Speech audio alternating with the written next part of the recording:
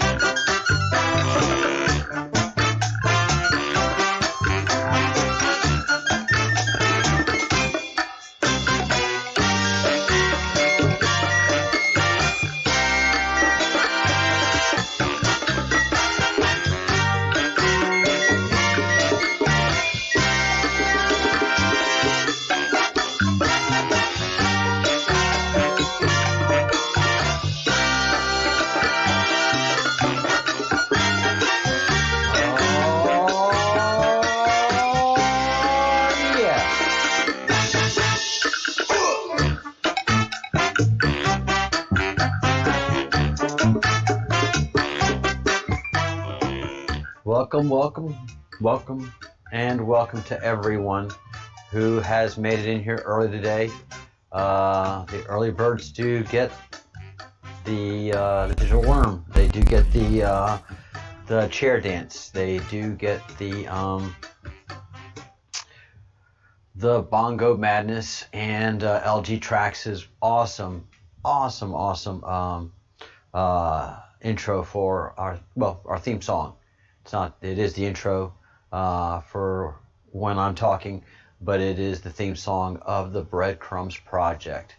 So we have our own show, we have our own theme, we have a host, we have a producer, we have a director, we have great mods. Hello, Graham. Hi, Spartan. You are certainly welcome always. And boy, there's a lot going on today. Something that's become very interesting. Let's see. What is the best way to start? Probably the best thing to do is bring this article up. I have been railing on, talking about UFOs. And lo and behold, on Tuesday, which was yesterday, the Senate Intelligence Committee made the unusual request to ask the Pentagon for a detailed, unclassified report on unidentified aerial phenomena that some may not be of this world.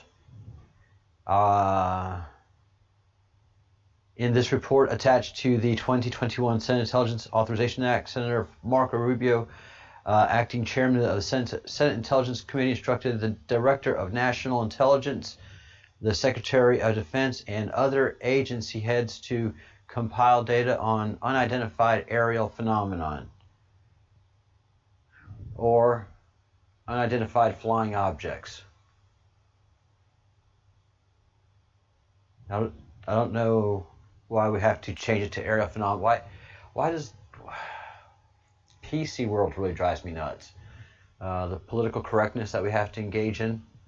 The committee remains concerned that there is no unified, comprehensive process within the federal government for collecting and analyzing intelligence on unidentified aerial phenomenon despite the potential threat.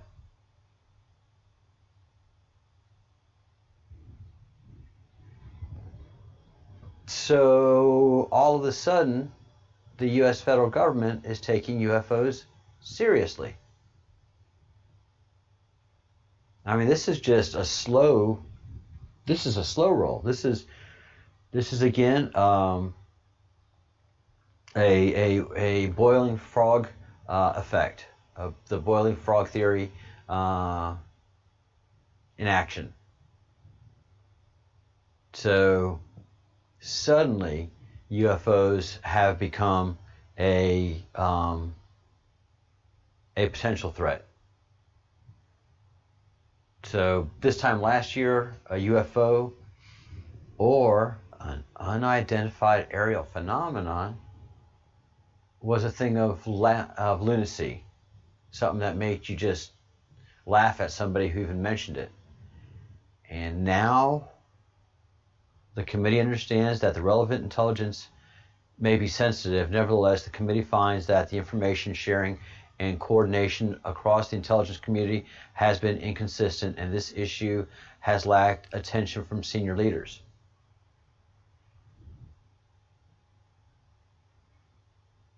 Intelligence may be sensitive.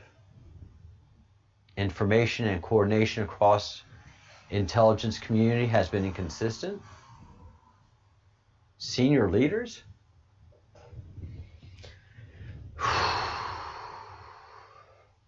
Interesting times we are living in, people. Interesting times indeed. The cooling saucer of federal government, the place where stuff is to, all legislative activity goes to either die or cool down or be tempered or watered down or sausaged up. The cool, even heads of the Senate are concerned about the information sharing of UFOs?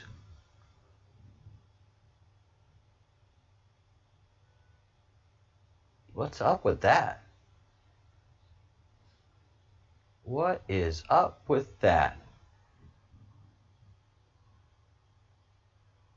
The bill still needs to pass the Senate. Lawmakers are asking for a report within 180 days of approval. In April, the Pentagon officially released videos of unidentified aerial phenomenon known as FLIR 1, Gimbal, and Go Fast, previously captured by Navy aircraft. The footage had circulated in public for years. They were originally released by the New York Times and the Stars Academy of Arts and Sciences.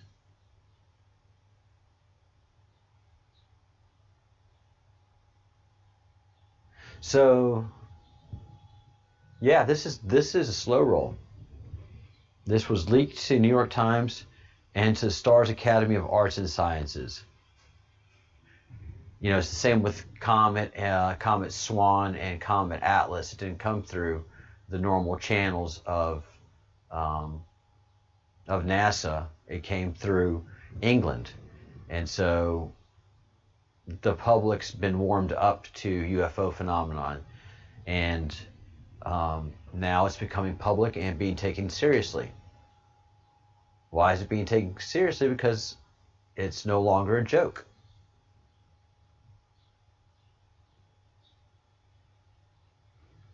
Prepare to meet the neighbors, guys. Prepare to meet the neighbors.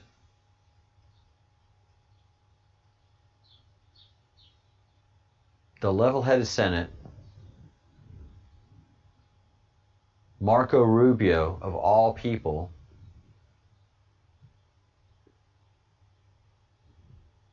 Marco Rubio.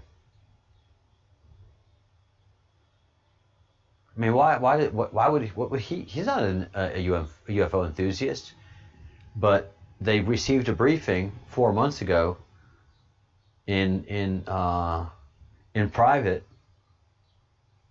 And I say in private, under secure circumstances, after they had briefed the President of the United States, and after they had released these videos, with, of course, the consent of the White House. So, yeah, Graham. I don't know. Is it business casual when you meet, aliens? Should we? Is it a coat and tie thing? This is all very, very, very, very interesting. So this is a slow roll. The Trump family is very, very, very interested in what's going on in Area 51, and Trump is very uncomfortable talking about it with his son, not in the sense of don't ask me, in the sense of I can't tell you everything because they're not telling me everything. So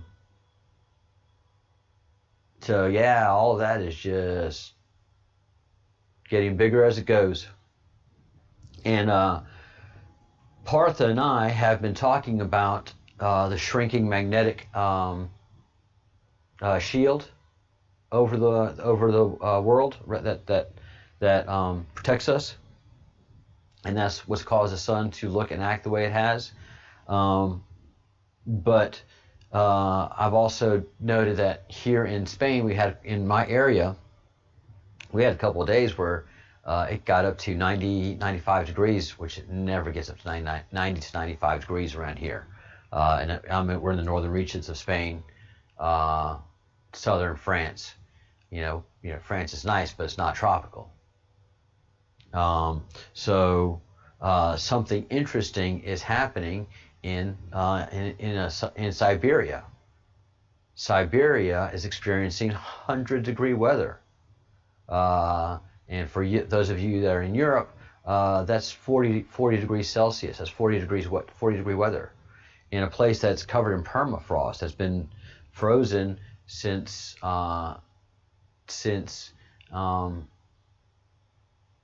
the change in the planet's change in the planet's inclination. So at one time it just rotated on a perfect axis, and there was no inclination to the planet. Now we're inclined and we have a little bit of a wobble, and that's why we have the 4 seasons. But at one time we had 1 season. So we've recovered trees that don't have tree rings because they never went through a winter where they had to thicken up their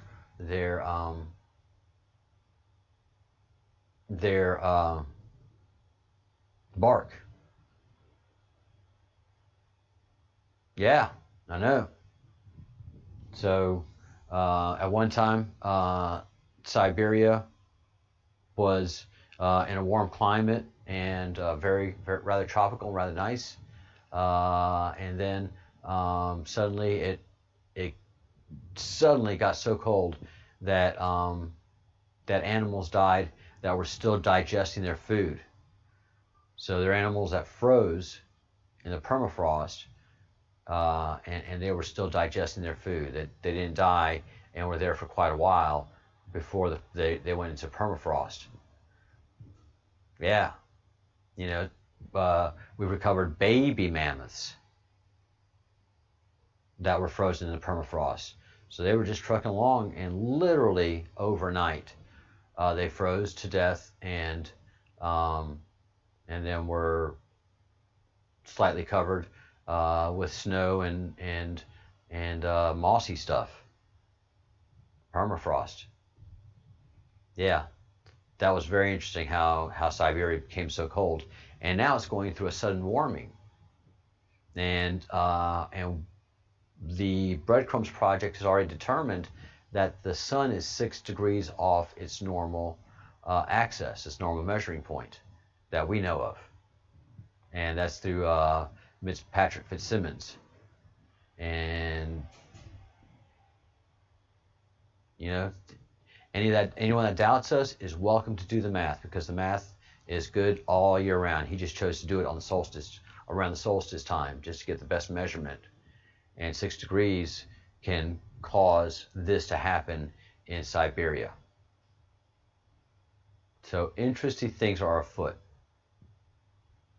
UFOs, and we're having a significant change in our planet. Now, the funniest thing in the whole world is, all right, so you're going along, you're reading everything, blah, blah, blah, 98 degrees. The previous high was 98 degrees Fahrenheit, and now it's up to 100 degrees Fahrenheit. So, you know, this place has had some fluctual changes, but right now it's a little longer lasting and going on for quite a while.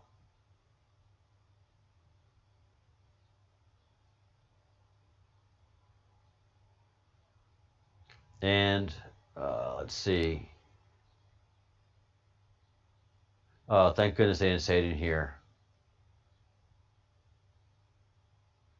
Oh, there it is. While remarkable, the news out of Siberia is also depressingly predictable. For years, average temperatures in the Arctic have been rising at a far faster rate than anywhere else in the world, largely due to melting sea ice induced by man-made global warming.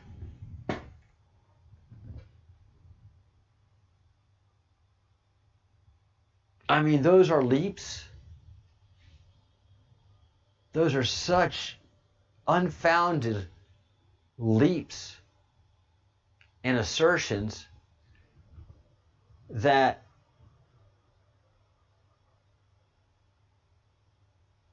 just shocks. It just shocks. Again, man-made global warming. There's no proof of it. Why would it affect Siberia if it's global warming than anywhere else? Again, the logic is shot right there. And what do they say is causing global warming? CO2. All right, We've got a computer here with that kind of information. Let's ask Google, what percent of the atmosphere is carbon dioxide? Is it 30%? Is it 20%? No, it's not 0.04% of the atmosphere.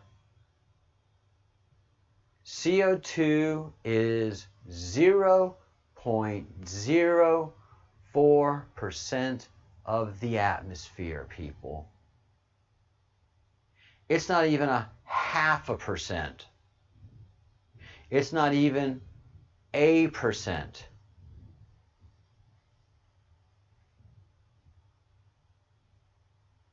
And again, what consumes CO2? Plant life. Is this bad for the atmosphere? No. Is it bad for plant life? No. Is it bad for humans? No.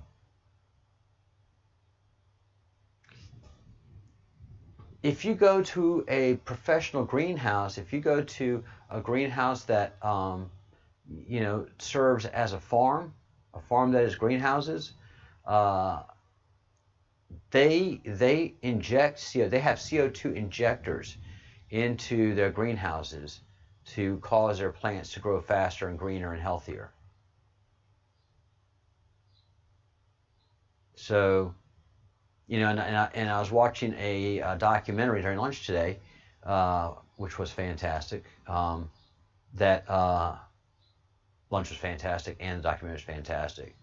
But it talks about how in hi Tabitha. It was talking about how in the 80s,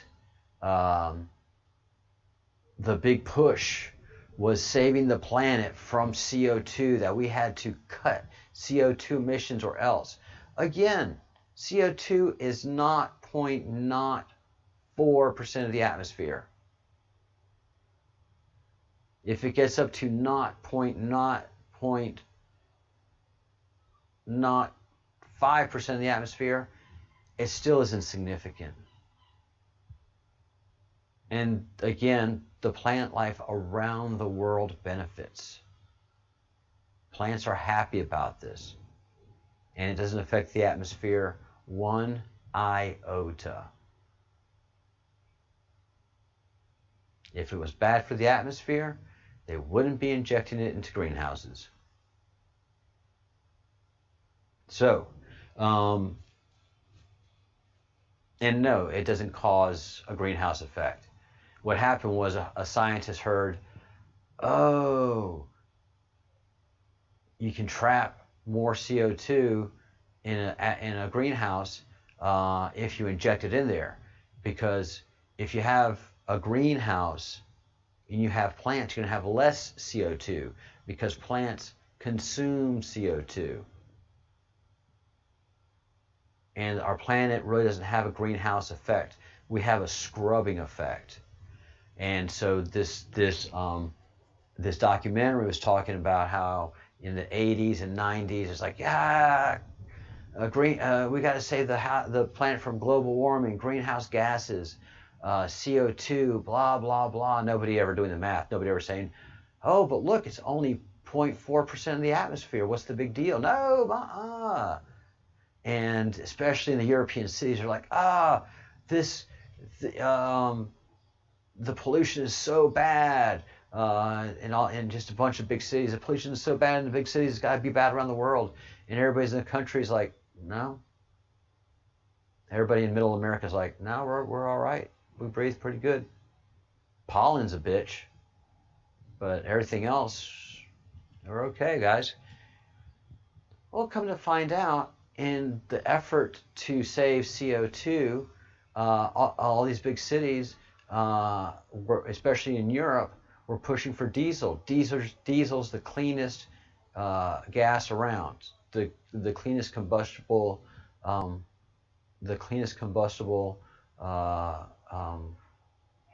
fuel around. And people were saying that. I kept saying, no, diesel's nasty, y'all. Y'all see diesel come out of the stacks of those 18-wheelers? You ever see diesel come out of the exhaust of a Mercedes-Benz? That stuff's nasty. There's no way you can clean that up. No, it's less CO2. I'm like, I don't know about that.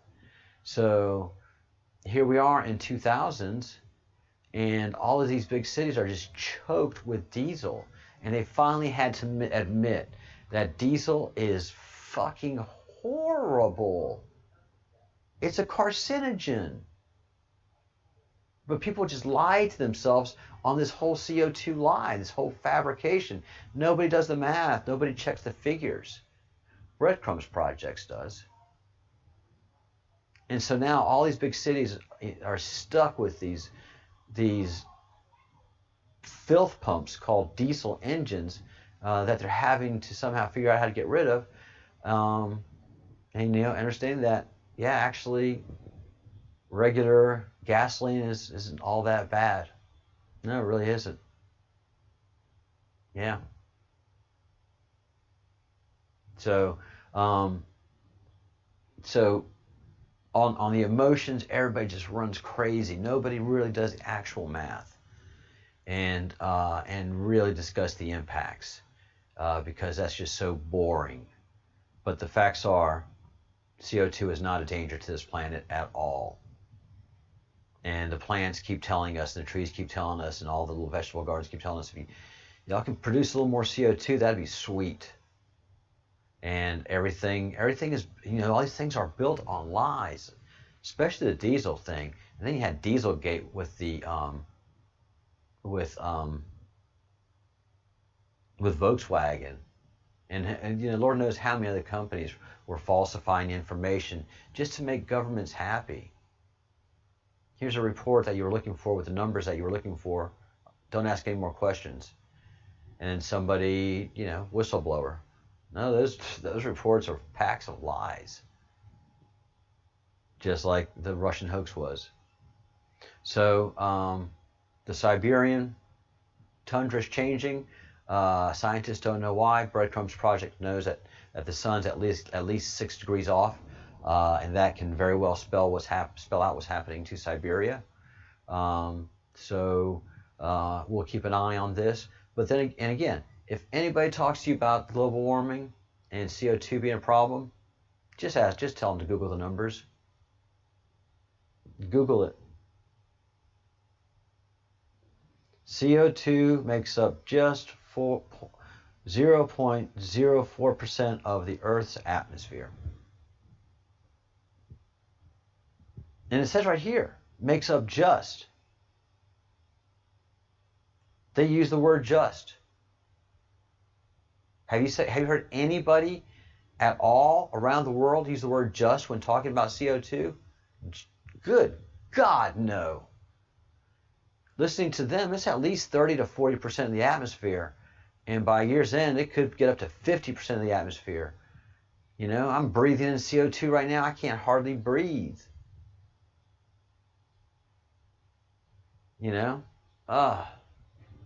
So frustrating. Now, what is joyous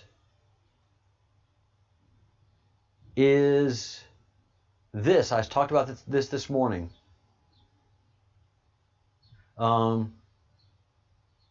So Tim Pool, millennial beanie wearer, somebody I'm fascinated with watching him get red pilled, and as one would say, growing up, he has been deemed, and I think right now Guinness is pretty well going to determine that in fact Tim Pool is the slowest red pill effect on Earth. So there's got to be a study by pharmacists or something determine what has caused this prolonged effect of the red pill on Tim, because it's just been a flurry of data, and he just he's still, I don't know about that. But his friend Adam, that's a whole different story, and he's a beanie wearer too. you support? No, Joe Biden. I mean, of course. I mean, I'm not a big hit. Please, seriously, please. That's what they're going to say on the phone. Can't lose my job. I can't lose my job. When someone's asked, they don't know who you are or what you're calling for. Yeah, Biden, of course. Yeah, I do love Black Lives Matter. You're absolutely right. And then they go and cry in the corner, and they're going to go pull a lever for Trump. That's what I think is way more accurate than whatever any poll is saying. I agree. I agree. However, Hillary Clinton lost because she was hated by everybody. Like, the hatred for her was immense, and Trump was able to weaponize that. Joe Biden is sleepy, mumbly bumbly Joe. He's a freaking pedo, man. Sure, I don't understand how people can't stand him because of all the creepy things that he's done. They've done. made him out to be a defenseless, pathetic old man. That you can't even rag on him because he's just a defenseless old man. Well, you can rag on him, but it's sad. It is sad. Not anger-inducing. Yeah. So what if now the anti-Trump sentiment actually works, and people learned their mistake of 2016 by not voting because they thought Hillary was going to win, and they go and vote, and Trump loses? I then think all of these culture war people in a similar space to us will just sit back and take all of it. Yeah. I don't think they'll... That's one way of seeing it. I see a lot of people going, I am sick of rioters and them taking down statues of history that has taught us what being a bad person versus being a good person, that shows us we've learned from our history and gotten to here. So now you want to destroy all that history, and all these people, I personally, just talking about myself, I'm pissed. Me too. I don't like it. I'm voting for Trump. I'm okay with it. I'm talking about it. Like, I'll openly say it. Like, yeah, I am. I think he is doing a lot of things that I didn't understand, and I didn't like him before. But now, over the past 4 or 5 months, how long have we been doing this show? Month 6. I am... Literally 6 months. It took this beanie-wearing millennial. This is the knit beanie-wearing millennial. And, hey, Fitzsimmons, just talking about you. And about the great work you did with measuring the sun. Siberia is experiencing one of the most prolonged and hottest summers ever. They have forest fire, and they are having 100-degree temperatures like they've never had before. And a lot of that has to do with the sun and where it's sitting right now. So, I'm laughing right now, Fitz. That's exactly why your ears were ringing. I looked at the Schumann. It wasn't the Schumann. The Schumann's pretty much okay. Your ears were ringing because I was talking about you. And like Huey Long, the governor of Louisiana that was assassinated, said, I don't care if you're talking good about me or talking bad about me, so long as you're talking about me. But I am laughing because, these two millennials are in a studio in a basement where it's nice and warm, and they have to wear beanies. I never understood the beanie thing. Never understood it.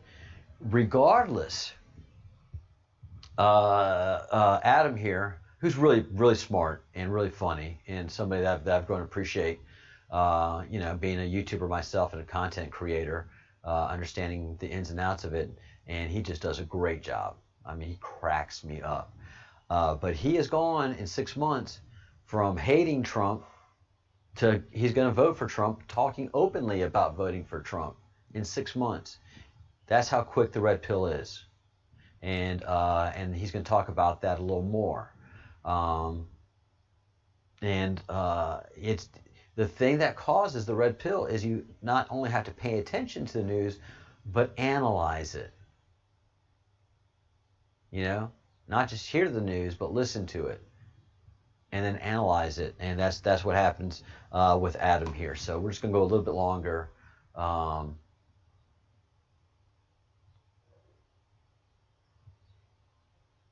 Yeah, good, Fitz. I'm glad you don't understand it either.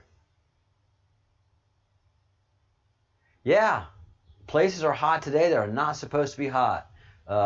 Fitz is in the northeast of America, and Michelle Wise, she's in upper state New York, and Graham, like he's saying, It's flipping hot, and in Spain we're about to have 100-degree temperatures ourselves. I hope it doesn't hit up here in the north, but we'll see. Immersing myself in what is going on in the world, and I see it. I'm not an idiot. I'm a logical based person. I follow the logic. I follow, what's actually happening, and I think he's doing a lot of things that we need to had happen. The Democrats work with China. It's like, that scares me. I am frightened of China. They clearly want to control the world. And I think that there's a lot of people that they've paid in America, Democrats mostly, that are trying to undermine America as a whole.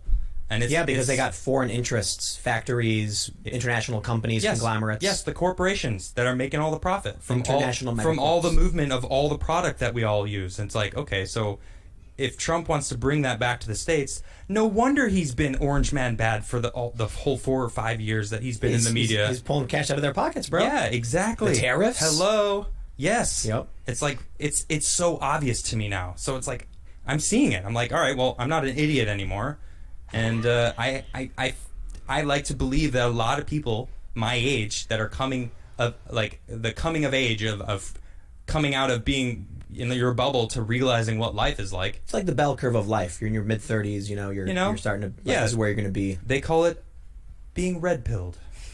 Sure. And and I would never go back.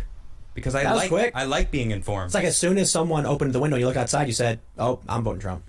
Yeah. It's like basically. I think it's funny that people keep saying things like, "Who have they said? I'm one of the slowest red pills ever." You are.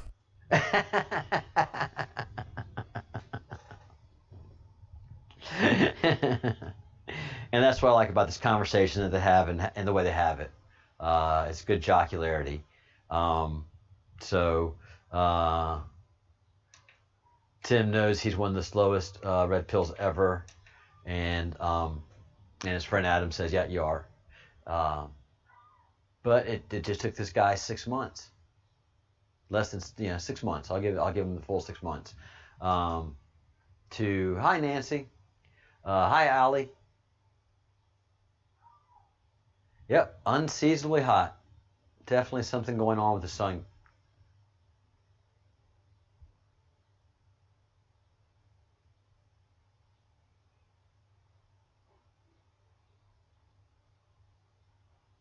Hi, June. It's been a while since we've seen you. Welcome to the Breadcrumbs Project. We're talking about UFOs today, and we're talking about red pilling and the red pill process. And just right after this, where Tim says that he is the slowest red pill ever, his friend Adam, the other beanie-wearing guy, says, "Yeah, I've taken the red pill, and I can never go to that blue side again. I can't go to that blue side. There's stuff that they do that I'll never agree with. Rioting, tearing down statues, ruining the lives of innocent taxpayers for no reason whatsoever." So it's it's rough. It is absolutely rough for many people, but this is not causing anybody to vote for Joe Biden. It sure is causing a lot of people to vote for Donald Trump enthusiastically, but not admit to it in public. That is something that is definitely going on. Very few people are admitting in public, "I don't want to lose my job. I don't want to be, harassed at the workplace. I don't want to get that, Black Lives Matter sign on my desk. So I'll just play along." But when it comes to that ballot box, and thank God for the secret ballot, payback's going to happen. And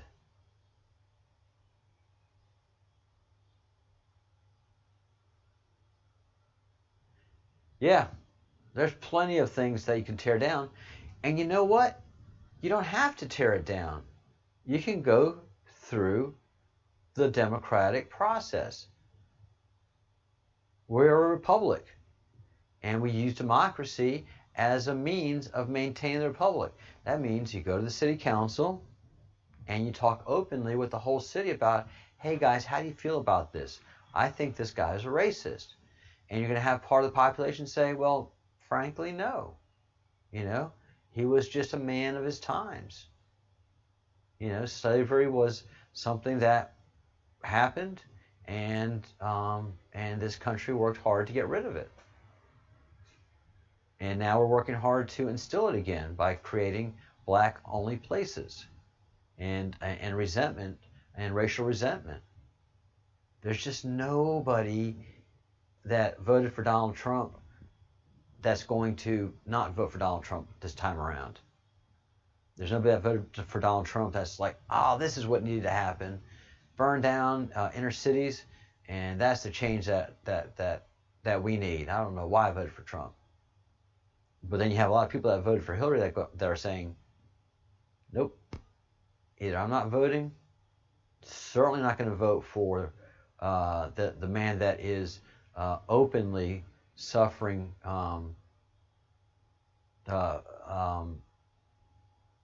mental degeneration. You know, if it's Alzheimer's that he has or something, but Joe Biden is suffering old age mental degeneration. You just see it openly on TV, and they're propping this guy up to be president of the United States. How does this not just drive you absolutely bonkers? But there it is, man. So it's going to be an incredible election.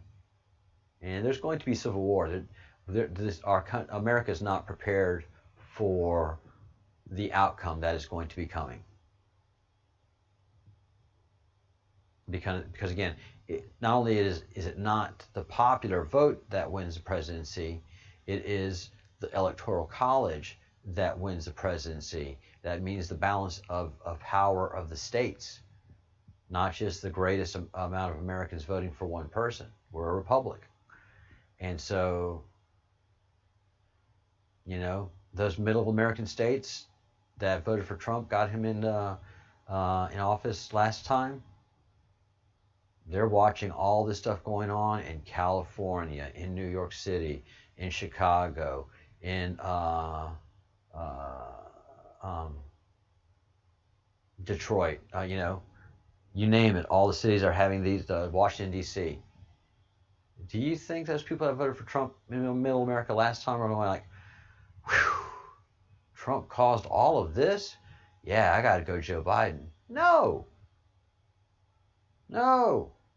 They're going to smash the button harder for Donald Trump. Like they're going to get that thing in there. Make sure that registers. And if Donald Trump doesn't win, the Donald Trump side is going to be agitated this time around.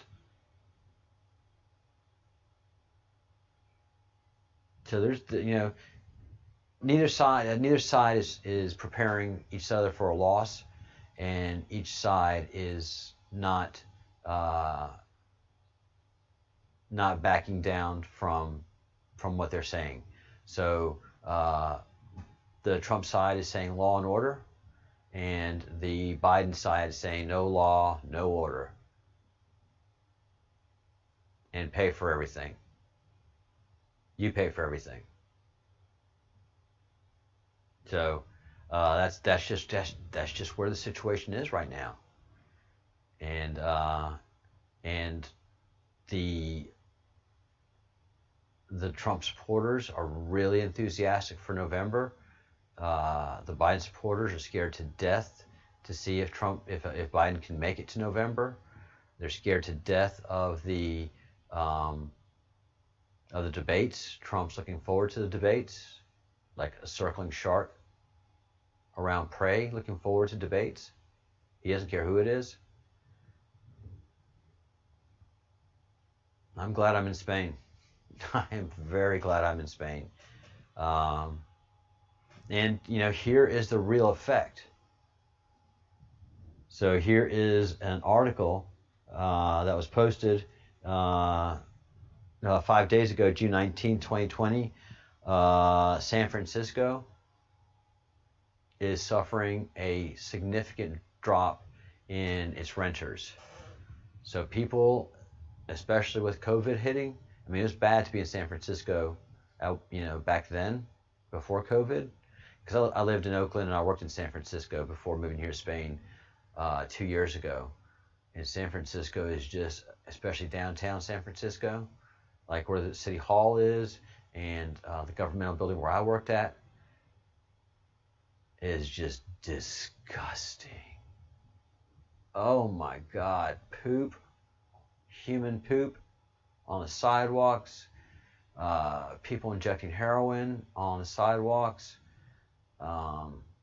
homeless fighting and stealing from them and other people, and shoplifting from all the, like CVS, all the little drugstores and little markets,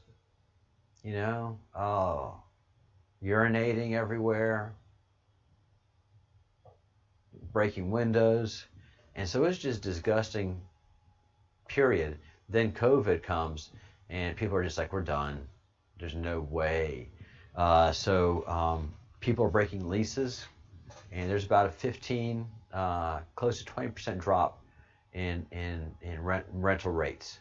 So they're not asking as much as they were last year, by 15 to 20%. And there's really nobody new moving to San Francisco. So those numbers are going to be dropping more and more, week over week, month over month, year over year, because it's no fun living there, man. And the technology companies that started out there in that area, they've all gotten out.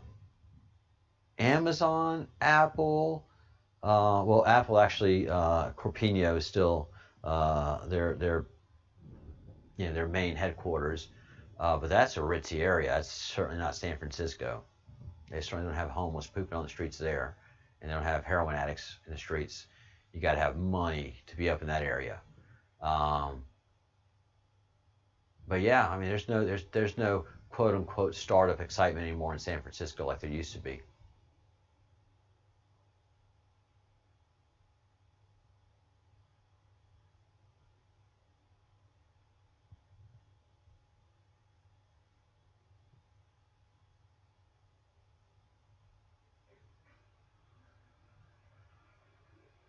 Well, every stone should stay up.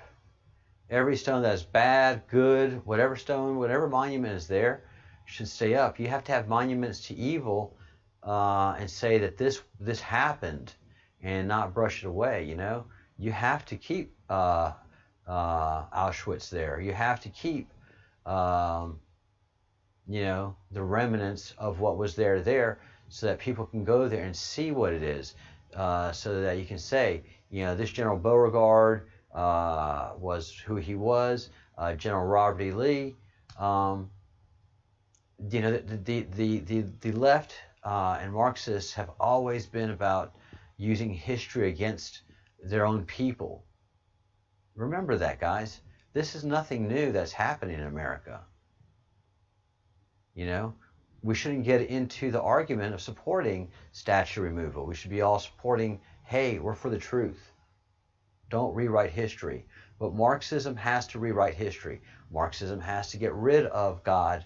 Marxism has to have control of the press and control of the poor to inflict revolution. Hi, Michelle. Yep. Hi, John. That's the thing, and that's also what the Marxists do, is they make political matters icky, gross, and swampy, and that's how they take over. They make it like, I don't even want to be involved in this crap, because they just drive you crazy with all their stuff, and they get so that you can't even stand up to them anymore, and that's how they take over. They never win. Humanity will never be a Marxist supporting civilization. Marxism will never win the day. It's a cancer, but it's a cancer that can't, and it's a cancer because it's not sustainable. Marxism is not sustainable. Every Marxist, every leftist government consumes itself. I mean, you feel like they're winning because they have the loudest horn out there, but you're walking, talking, hardworking American, black, white, brown, yellow, pasty white. They're not for this. It is the entitled snowflakes that are doing this. So all of us who think that politics are slimy, that means that we need to get involved. We need to get in that slime pit because it's our country. It's your country. Each country has its problem to one degree or another. It's here in Spain. It's definitely in Great Britain. It's definitely in Germany. It's definitely in the Netherlands. The Swiss have been very, very focused on getting rid of. They got rid of Antifa. The Danish didn't even have a chance there. Spain and Italy, we're not committed to any revolutions. We just had our revolutions, and we're not down for any of that. So Antifa, although it's it's in the big cities and you have the young punks doing it, there's too much memory still of our revolution. So, but every country has a little bit of Antifa going on, and so every country needs to have its citizens again take back control of their governments. It's part of the awakening process. It used to be 50 years ago, you would stand in the middle and vote Democrat or vote Republican. And now there is no middle anymore. You're either red pill or you're blue pill. And that's part of the Great Awakening process.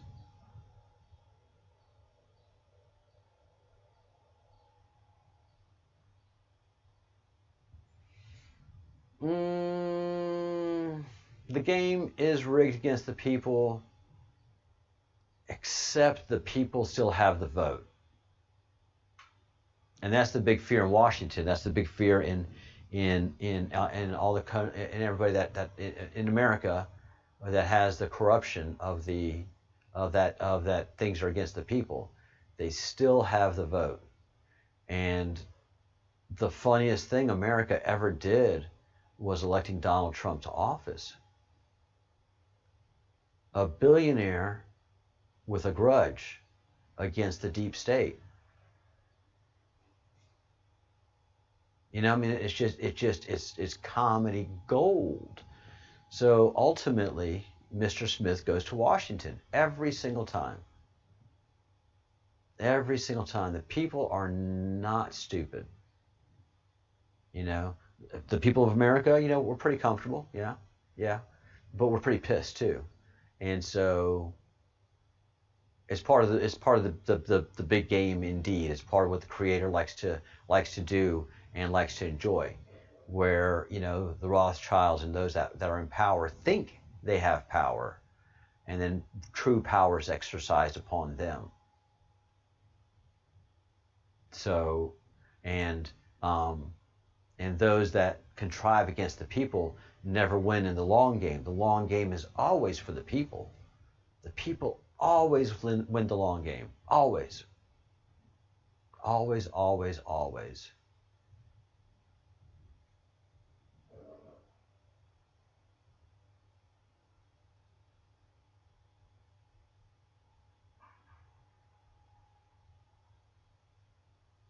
Fourth of July is going to be interesting this year.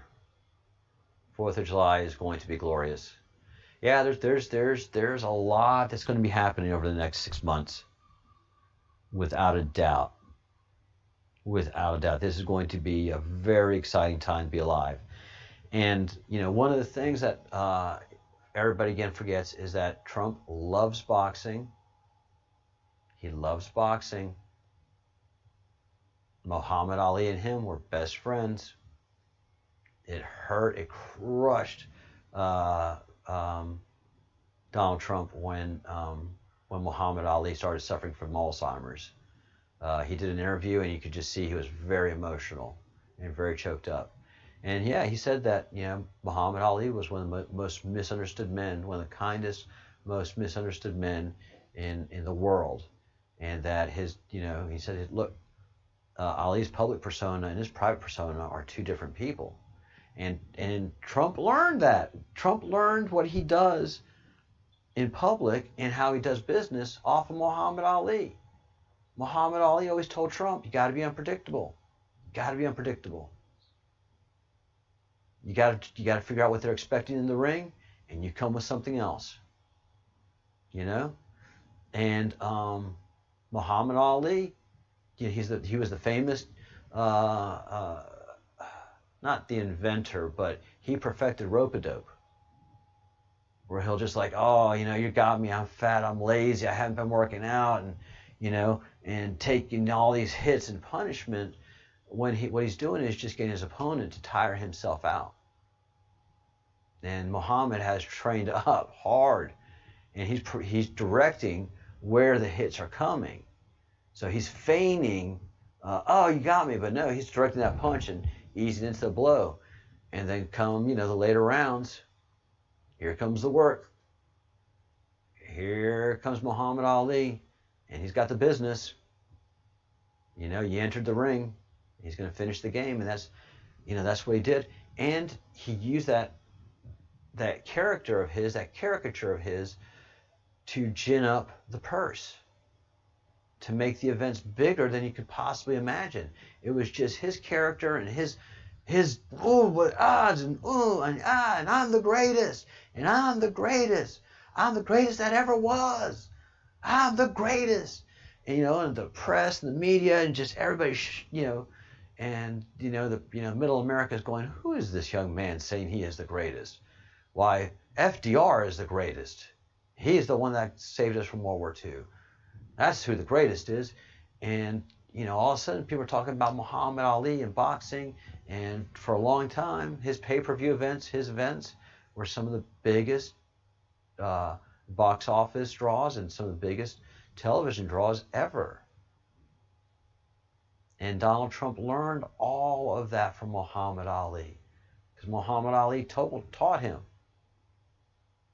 And he won Donald Trump won, and everybody's seen the pictures, a prestigious award where Rosa Parks, who began the second wave of desegregation in America by what she did in Chicago on the bus there. But so Muhammad Ali, Donald Trump, and Rosa Parks all won an award combating racism. And you know, what more can you say? That, you know, Trump's not a racist. They paint him out to be one. So what does he do? He gets in that ring and he fights. And you can hit him, and you can hit him, and you can hit him. And he's like taking the blows. He's taking the blows. He knows how to play this media game. He knows those people that voted against him, they're never going to like him. He may be picking off a bunch of them on the way, though. You know, it's a big bait ball to him. But he knows fundamentally these people are just not going to like him, so he's not going to play to them. There's a whole group of people that do like him, and he's going to make them happy. He looks at them as his customer base. So he takes these hits, and he exhausts the enemy. And then he comes back swinging. He comes back, and he does not let up. And there's no referee. There's no referee. So it's Donald Trump's strategy and execution, strategy and execution, strategy and execution. Measure, measure, measure, strategy and execution.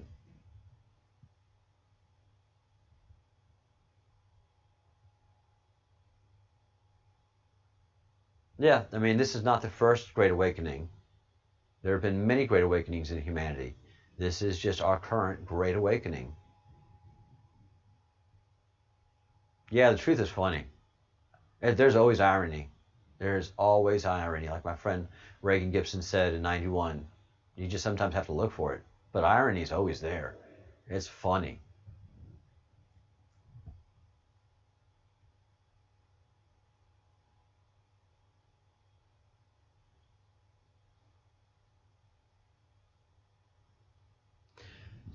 But humanity is not nature, CJ. What Karl Marx says is easy. Socialism is easy. Communism is easy. If you put it on paper and you talk about it, heck, if we have drinks and we hang out together, sure, socialism, easy. Everybody should be equal. No problem. Everybody just love each other and get along. Except for humans are involved. And you cannot get humans to get along. You can't get humans to be equal. You can't get humans to work for the common collective. We'll never do that. We're not like that. No one does that. No one does it at home. No one does it for a city. No one does it for their county or their district or their parish. Some work harder than others and are rewarded for it. Some just work enough to get along and are rewarded for it. And some people don't work, and ironically, in modern times, they are also rewarded for it. So yes, socialism looks great on paper, but in execution, it doesn't work. Socialism is dependent on a top-down model. So there's always going to be someone at the top. There's always going to be the boss of you. There's always going to be your leader. Your leader has to make the decisions for the people. And I can tell you in America, it ain't ever going to work like that.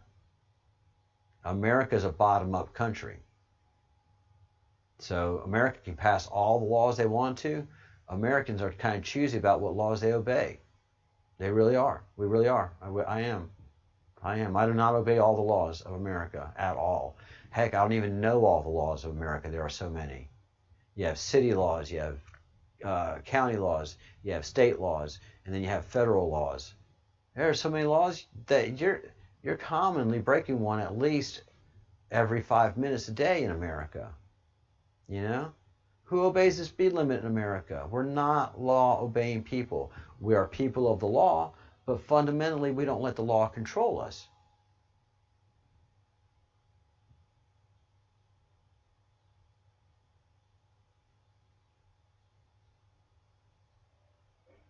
Yeah. When you hear collective, and it's not hardworking people that talk about the collective, it's the people that don't want to work that are always talking about the collective. Farmers like, you want a collective? Hell, come on down. That's what we are. A farm is a collective. Everybody has to work their asses off to get stuff done. No, I'm not into that. I'd rather just be here in a collective in the inner city where the government gives us money to be able to do what we need to do.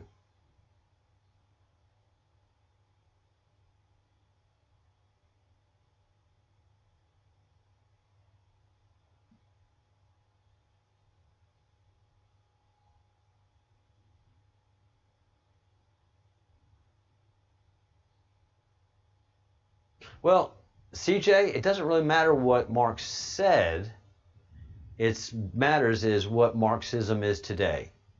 So if you go to any Marxists today and ask them, if you go to any of these kids that are in the Chaz, or you go to any of these Black Lives Matter people that are Marxists, you go to any of these Antifa people who are Marxists, and ask them what Marx thinks, they don't know. What they do know is that everybody should be equal, and they should be equal at the point of a gun.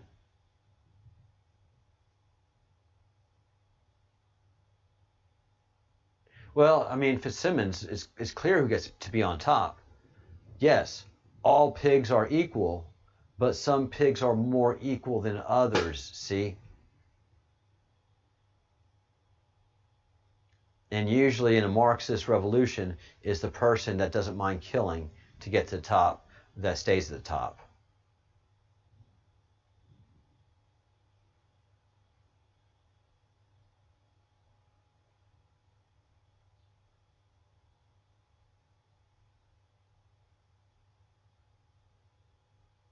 Oh, Nancy, that's education system is where this Marxist ideology has bred and become so cancerous. And yeah, you saw it. You know, teachers should not be politically involved because they're influencing their students. And I had teachers when I was in high school started, you know, anti-Republican talk in the classroom. I was like, ooh, you ought not to be doing that. And then they just went full steam ahead. And, you know, teachers have the best of intentions when they think of a socialist agenda. It's a utopia. But it doesn't work. And if teachers study humans and humanity instead of social sciences, then they would see that it is impossible for humans to be socialists.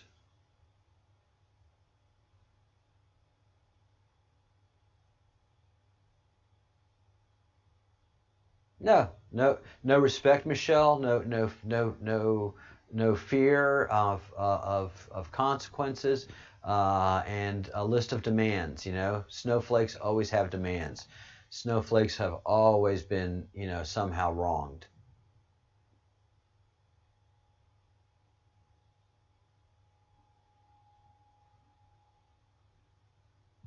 Oh yeah, back in the 70s and 80s, 60s, 70s, and 80s, Middle America was all libertarian. I mean, you're mostly agrarian communities there, farmers and factory folk.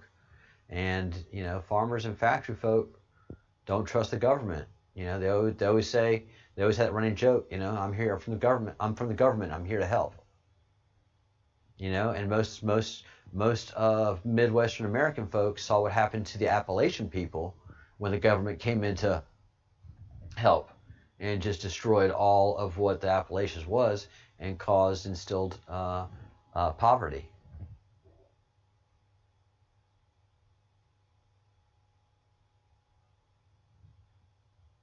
All right, June. Yeah, we can switch gears to UFO talk. Absolutely.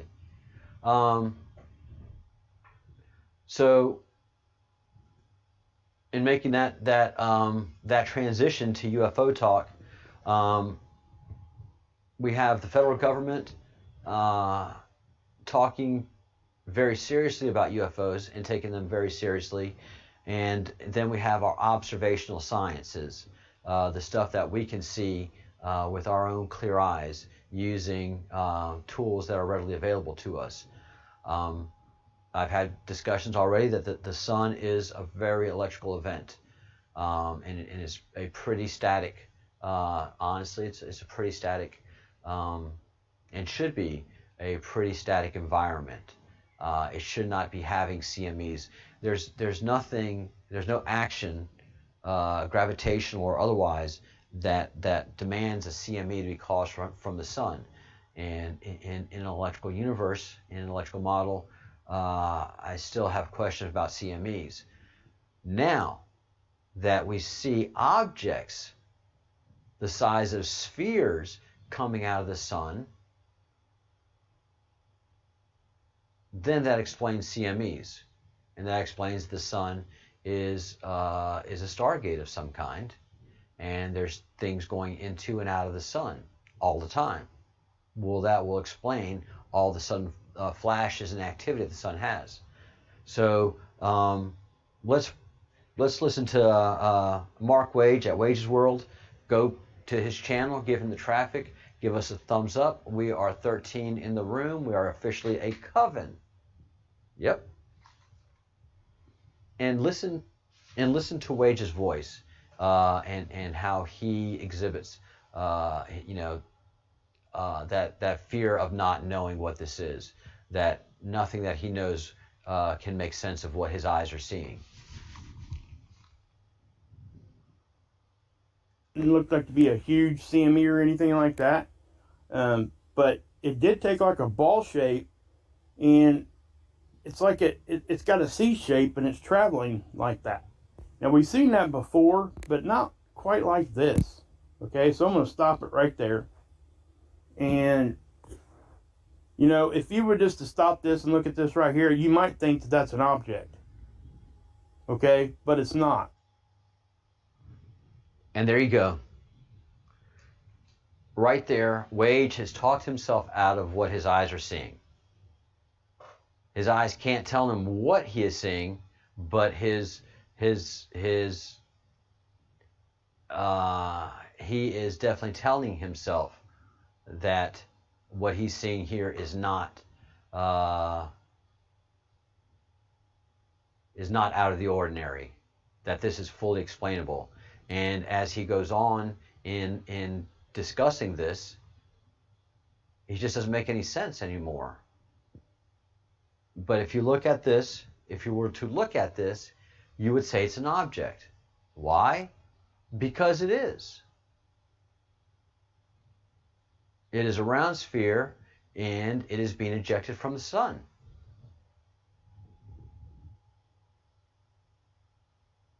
Oh, yeah, bummer when a UFO turns out to be a helicopter, Nancy.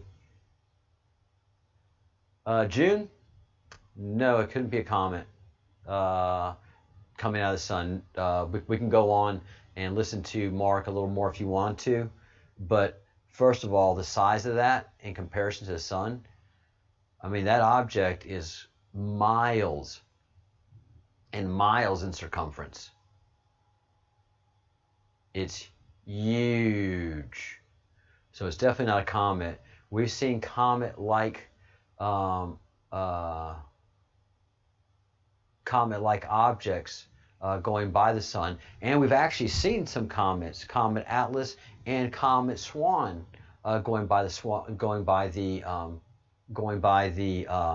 sun, and it's about the size of one of these little dark dots here. Actually, the smaller dark dot, and even smaller than that.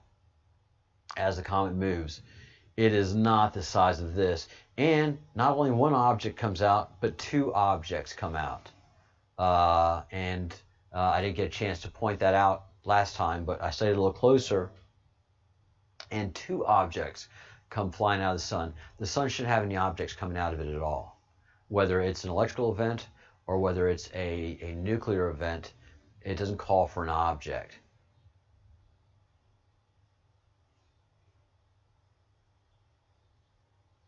Yes, and the black object isn't the sun. The black object is what we call the occulter. So it blocks the bright white of the sun. If it wasn't there, then it would just radiate the camera like the sun does, and you wouldn't get to see. But yes, that object is definitely bigger than the Earth, this array. Yeah, you have to pay attention to these things. And this isn't the first one. I mean, there's every day in the last 3 weeks that Wage has put something up, there has been a UFO going into or coming out of the sun.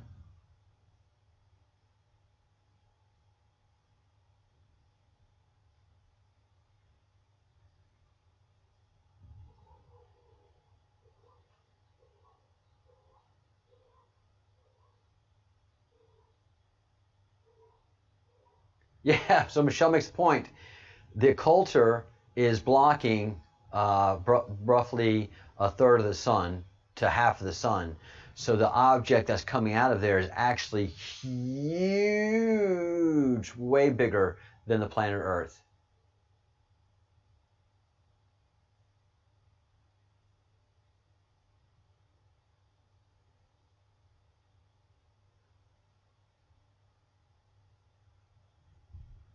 Yeah, the sun is a stargate. At this point, you're going to have to do a lot of convincing me. The only thing you can do to convince me that the sun isn't a stargate is just shout me down. Because you can't look at all of these objects going into and out of the sun. Again, it's not just these things coming out of the sun. It's a bunch of things going into the sun. You know, comet-looking things are going into the sun. And we have no comets identified and what that are going into the sun, and what Wage calls them are sun divers. Well, we don't have anything like that. Comets are comets because the gravitational pull around the sun pulls them in and gives them a slingshot around. I've never heard of a sun diver until Wage mentioned it. It's not something that even exists in in astronomy. Yeah, there's ships.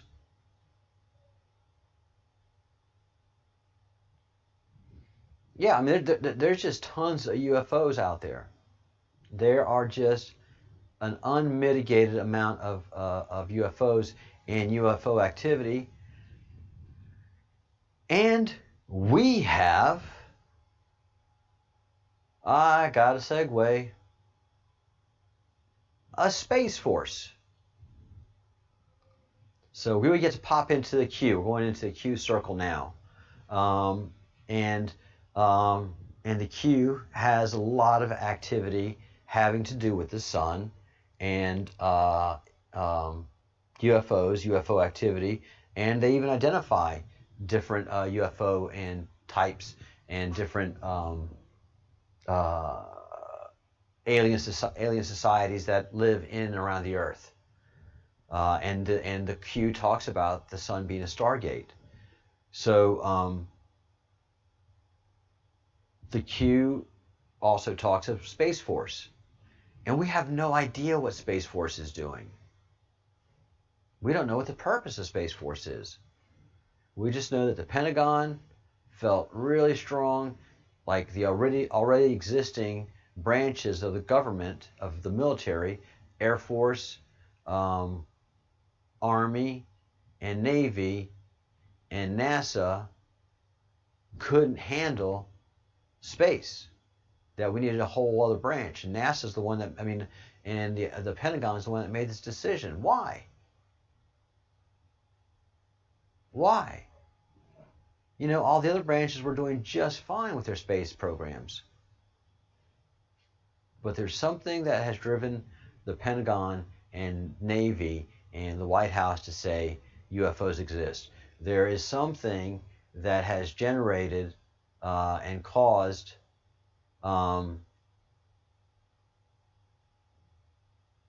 that has caused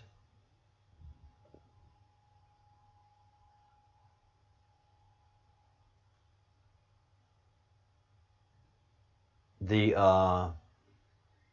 Senate Intelligence Committee to have a hearing on UFOs. So it's serious now. It's not jokey ha ha and what's in what's in Uncle's coffee. Seems like Uncle's coffee is extra strong this morning. He's talking UFOs. It's the U.S. Senate, and it's the very sober Marco Rubio, who wants to have more information from all the branches and get a more coordinated understanding and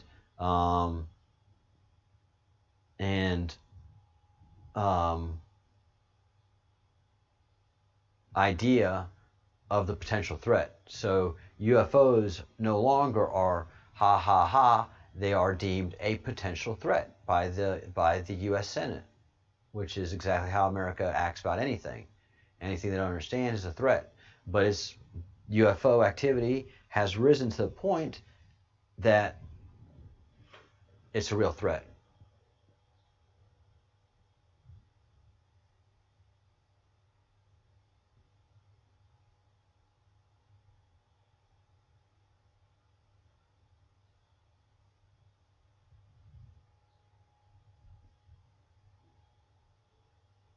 That's right. You wouldn't make Space Force if there wasn't a threat. That's exactly right, June. Where there's smoke, there's fire.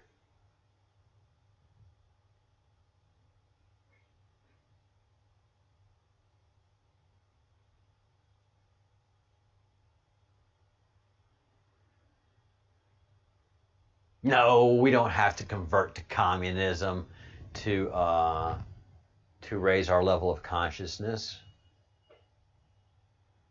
No. No, we are unique in that we are humans and we have a soul. And surrendering that soul for a common good is not what the Creator intended for us at all. So our journey is much different than other alien species and aliens and how they've done their thing. That's why we're so coveted and protected in what we do.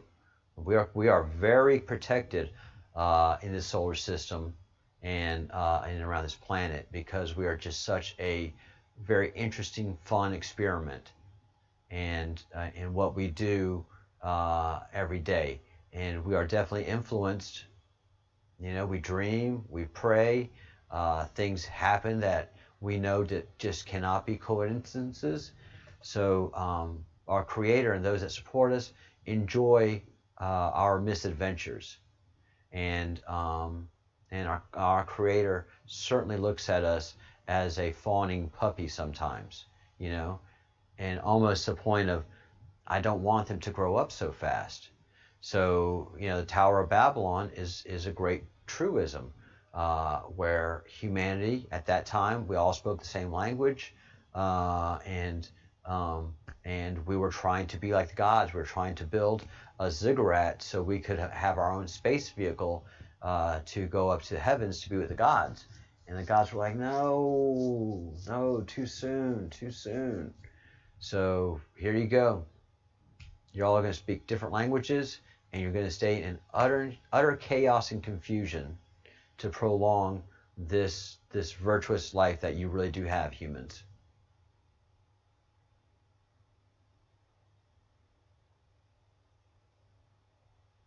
CJ, literally, life did not start with a single cell organism. Literally, it did not. Evolution is a lie. Evolution has never happened. What we are is genetically engineered. We are genetically engineered from the get-go. Maybe a small cell was started in a lab somewhere, but what is human, what is animal or dinosaurs, everything is genetically engineered. Nothing evolved.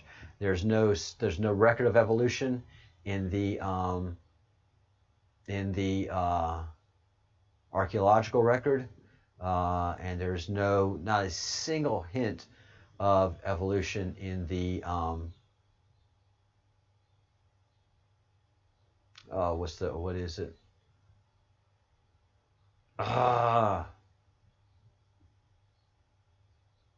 Biological record. There's no hint of evolution in the biological record. More to the point, there isn't a hint of evolution in the genetic record. So in our genetic record, we don't have a lineage or parenthood of apes. We're not connected to apes in any manner, mean, or form, genetically speaking.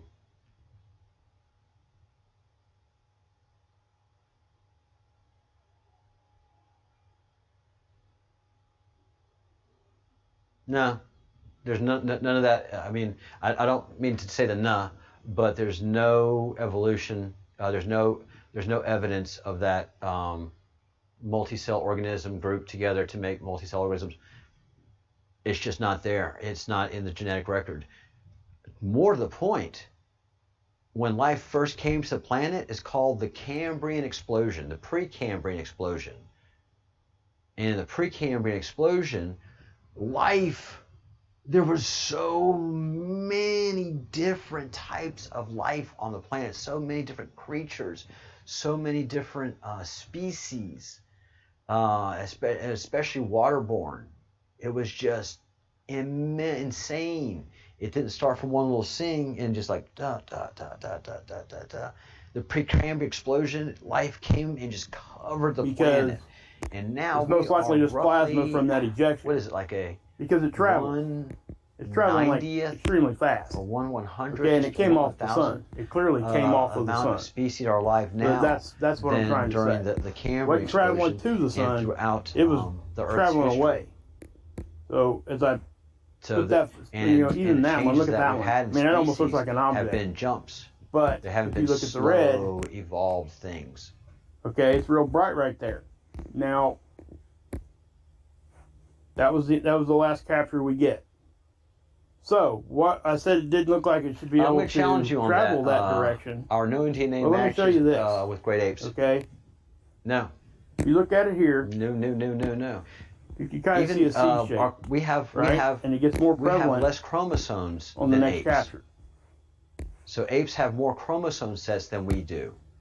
Okay, you see that? So you don't lose a chromosome So set in looking at evolution. this, if you In were like again, if programming, you were just to look at this, which evolution one chapter, it would look like is programming using something genetic was code. here and it was getting blown back by the sun You here and don't it lose was a going whole this set direction. of code when you evolve. But it's not. It's moving So away from the sun, humans guys. And the amount of And that's what's really the amount of our strange to me. genome So, is let me very put much this in motion.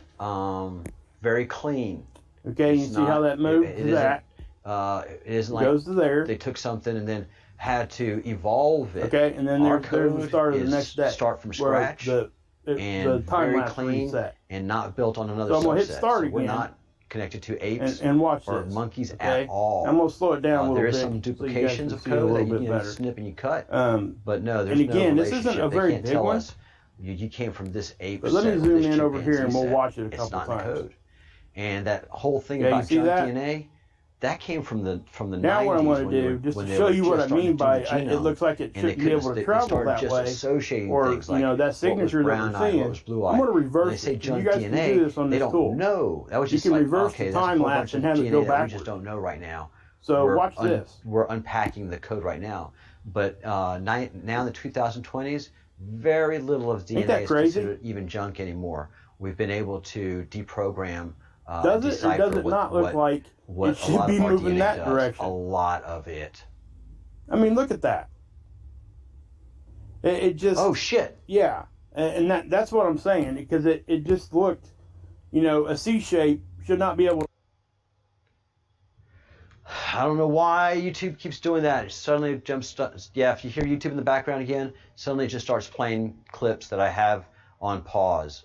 Drives me nuts when it does that. Thanks, Michelle.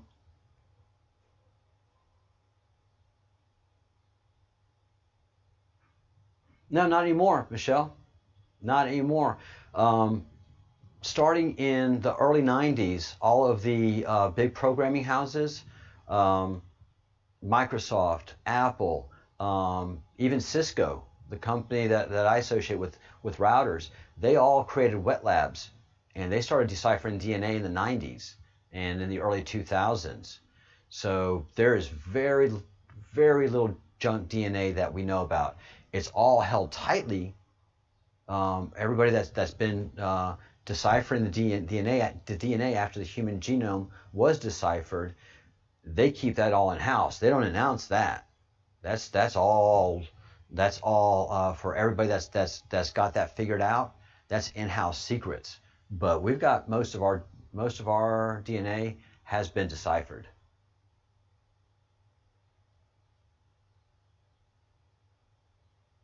Yeah, sorry about wage, guys.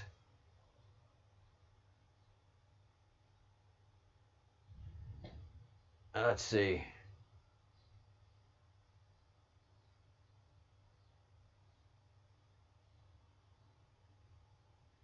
Yeah, a lot of earthquakes happening. 6.1 is a pretty heavy duty one.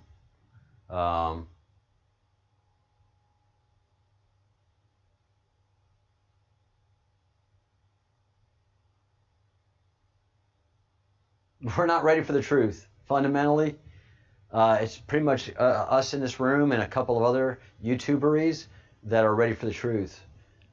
My sister, my brother-in-law, my nieces and nephews, Wage's family, all y'all's family, y'all don't want the truth.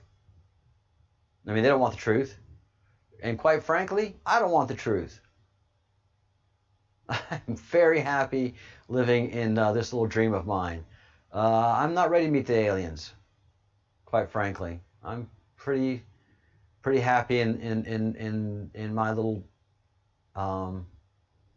naivete.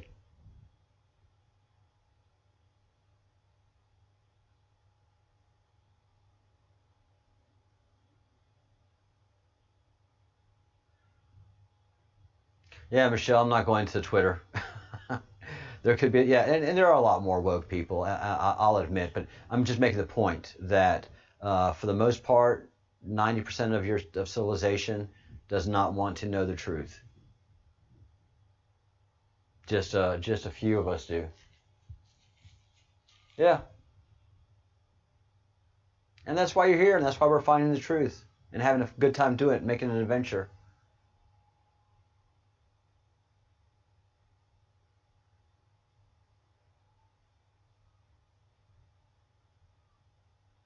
Yeah, 3 days of darkness and all of the eschatologies out there. That's what we've got our eye on here in this community. You know, we haven't taken our eye off the eschatologies.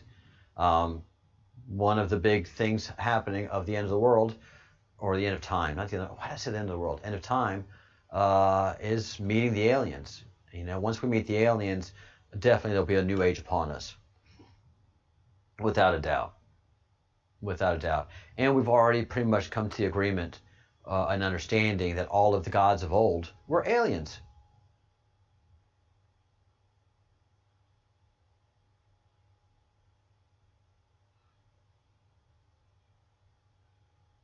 Yeah, it's going to be interesting. It's when it's time for us to meet the neighbors, it's going to be an interesting time. And people are going to freak out. People are literally going to freak out. Not us. We meditate. We're open-minded to what's happening. We have some ideas.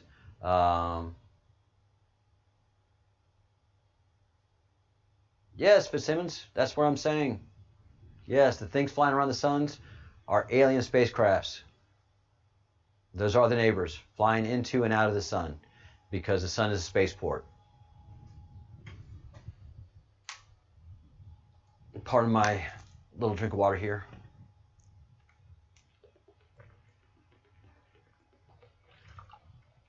And they're making themselves known, as we've been talking about over the last 2 months.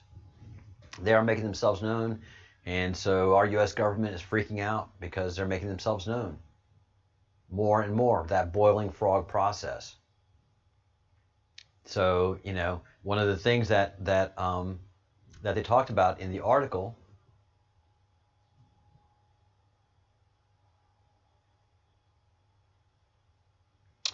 Let me, and this is Marco Rubio speaking. And again, this is the Senate Intelligence Committee. All right, this is one of the heavy-duty committees. This is the committee that has the most top secret clearance there is. So this isn't the Senate Defense Committee. This is not the Pentagon Committee. This is Senate Intelligence Committee.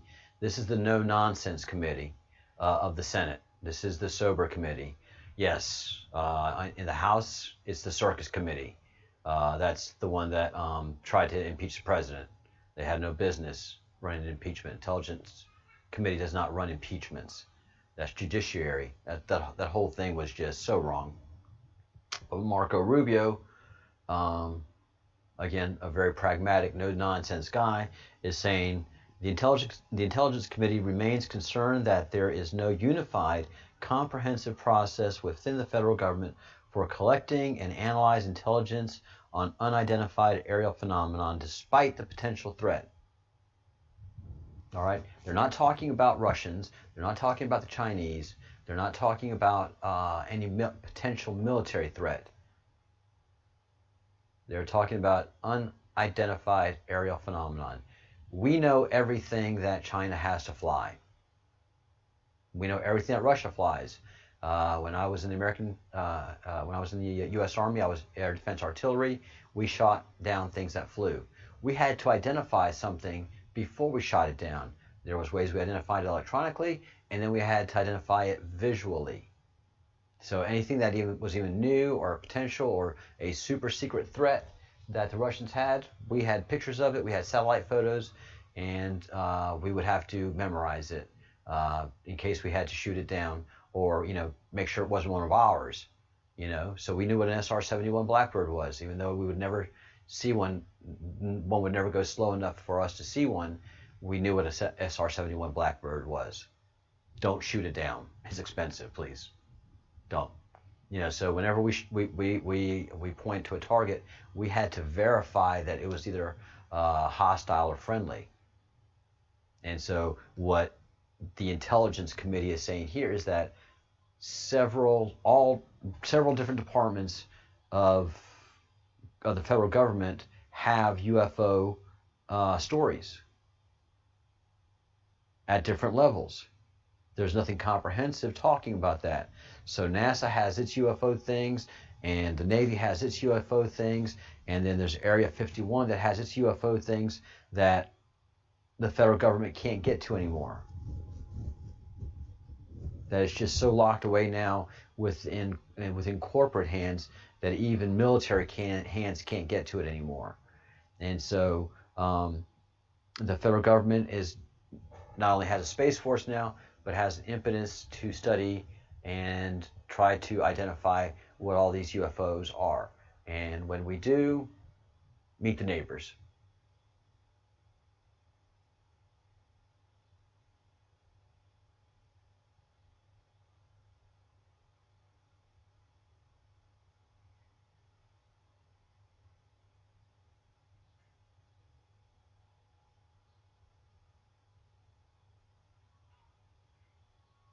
I wouldn't say warfare. We're not at war with anybody.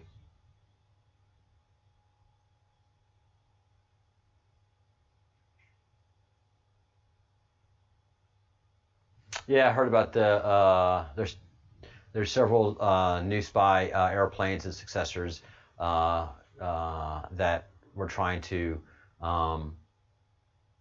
top out the SR-71. But again, satellite technology, even though we keep on developing faster and faster planes, satellite technology is just so darn good that that the planes aren't worthwhile. Here's the problem with the airplanes, Fitzsimmons, and this is something I wasn't aware of, that SR-71s and the new generations, they can't go over the countries that they're doing that they are spying on. So they do it from the SR-71s did their photography from the edge of the border of the country that they were looking at. They could look in pretty deep and get pretty specific with the side scanning technology that they had, but they never did any overflights. Where satellites, overflights every day, all day long, nothing anybody can do about it. You know, Russians aren't happy about it, the Chinese aren't happy about it, but their American satellites just going right over them every day, and an airplane isn't going to go over them anymore.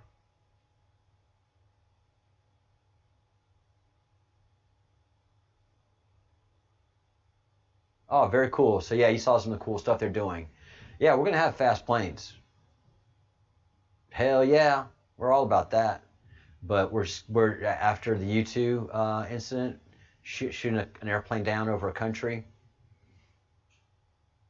That's not anything America wants to go through ever again.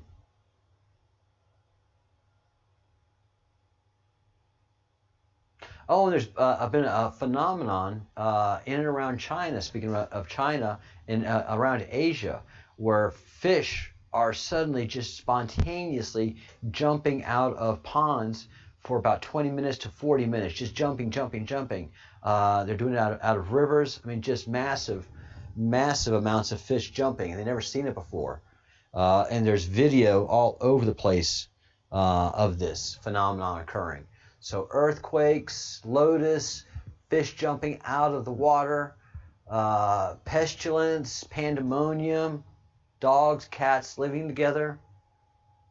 End times are near, my friends. All right, Graham, enjoy. Thank you for your work as a moderator. You're doing yeoman's work, and I appreciate it. Take care, be well. By the time you get back, there might be a cat bowl lingering about.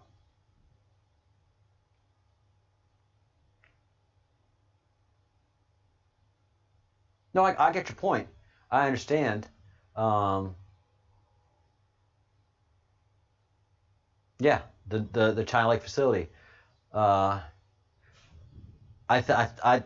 falling on the side of an earthquake. You know, I don't think it's a warfare activity or us testing any devices or anything like that. I think it's just an honest to goodness earthquake, and we've been having a lot of them.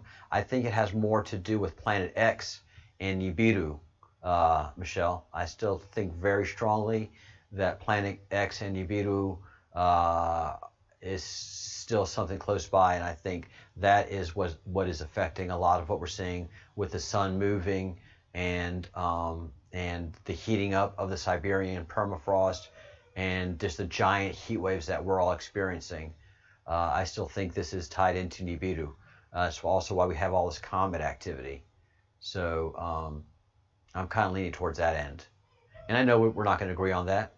Hopefully we don't. I just throw my opinion out there. Not knocking yours. Not knocking yours at all, Michelle. Like that.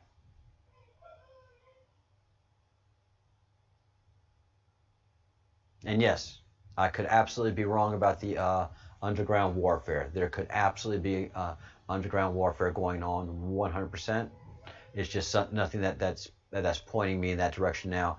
I've seen no breadcrumbs that get me going in that direction. I do have a bunch of breadcrumbs telling me that we have a lot of UFO activity and a lot of comet activity, a lot of space activity, a lot of crazy activity on the planet that just doesn't happen. And I think this is a portender to Nibiru and Planet X. Just my wild thought of the day. Azidi, good to see you again. Welcome back. Hello, hello. It is going to be biblical. And it's going to be Hopi, and it's going to be Hindi, and it's going to be Indus, and it's going to be Tibetan. It's going to be Muslim, because they all speak clearly about it, and they speak in a synchronous manner. Yeah, the sun is moving. Well, it's not the sun moving. The planet Earth has moved. We're 6 degrees off of normal. And our man on the scene, Fitzsimmons, has a video. And if you don't mind, Fitz, linking to the video, can you do a copy and paste and link to your video? It's a 10-minute video of excellent work that Fitzsimmons did in calculating his location, the angle of the sun, the time of day, using a sundial, and the position of the sun where it should be, and the position of the sun where it actually is, and it's 6 degrees off. 6 degrees is a lot. 6 degrees like Earth degrees. So that's giant unit of measurements. Yeah, sorry to interrupt your rush to lunch, but if you could just post that video up, which is excellent, and I encourage everybody to go look at Fitzsimmons' video, because it's good scientific work. And he put the Breadcrumbs Project logo on the sundial, and that's just badass. So just for that, please go watch this video.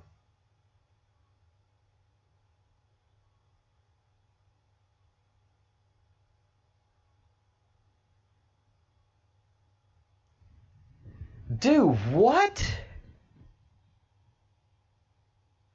Pointing north, reflecting north?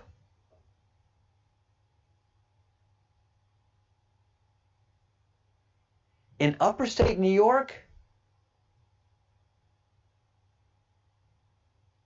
How is the sun side of the moon pointing north? I can't even wrap my head around that. It didn't come up. Crap. All right, Fitzsimmons, I'm going to go look for it, and I'm going to go post it. I'm going to your channel right now. Oh, you're not a moderator yet. You're probably going to become a moderator here pretty soon there, Fitz.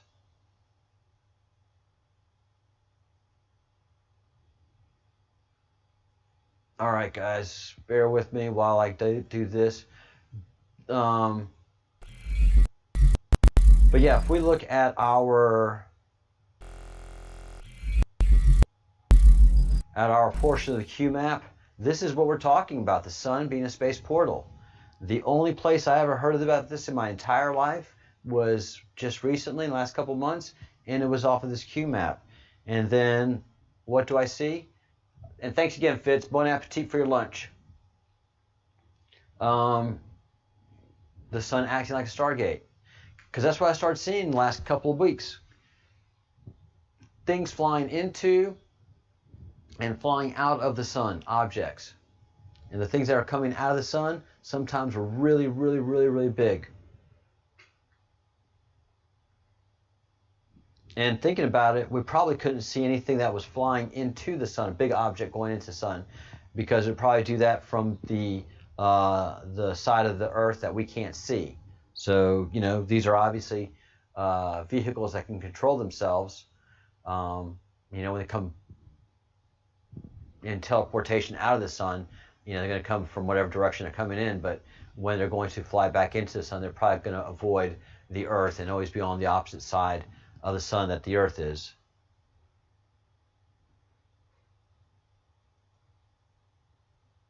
So going to Fitz's page.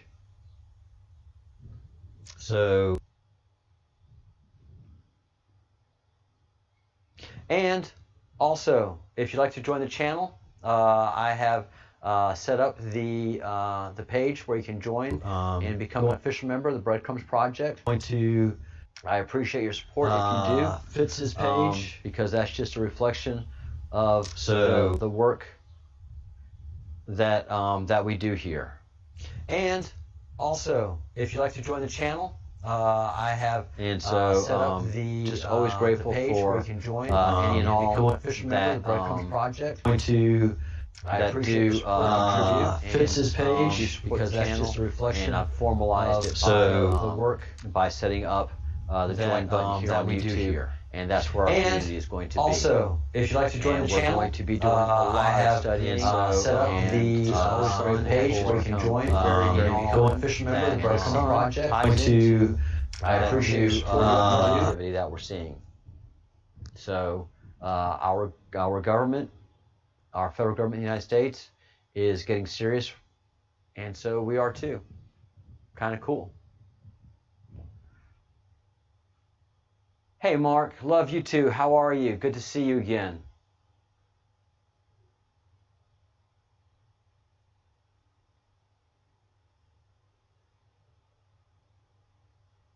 Yeah, that is just so strange. And the moon shouldn't be white. We shouldn't be seeing a white moon.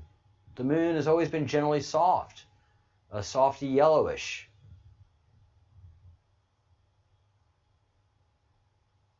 Hey, Lanny. Yeah, I'm just coming in. I'm new to the party, so I'm glad to be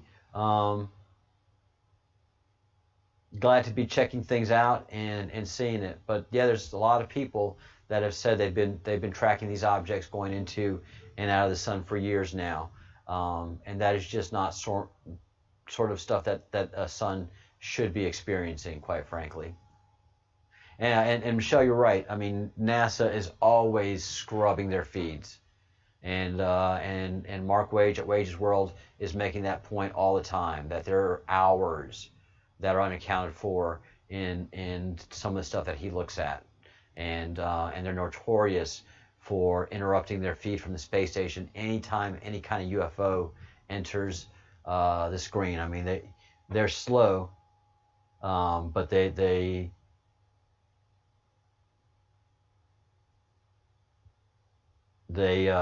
it.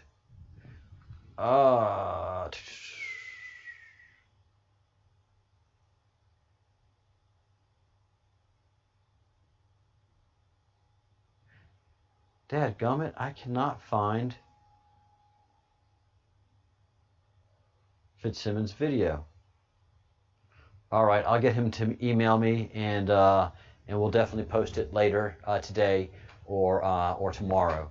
But yes, so right here you see the sun, and you see it says it's a Stargate.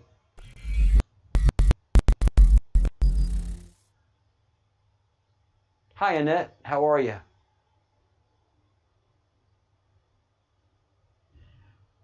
Yeah, we've got a lot of activity going on, and stuff to be looking out for, and I will keep bringing you as much news on this as absolutely possible.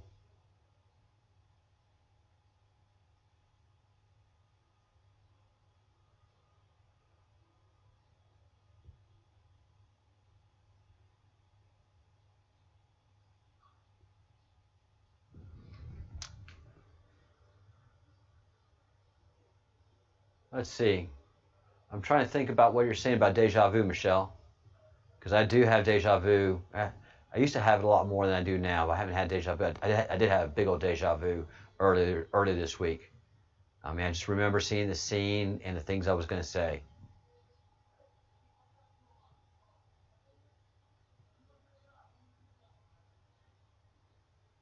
BP Earthwatch.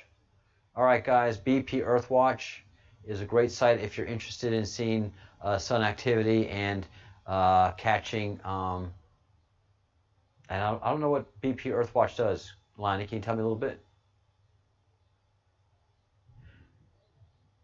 Oh yeah, that does happen on sometimes. Am I echoing still?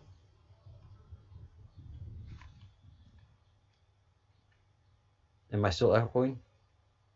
Not here.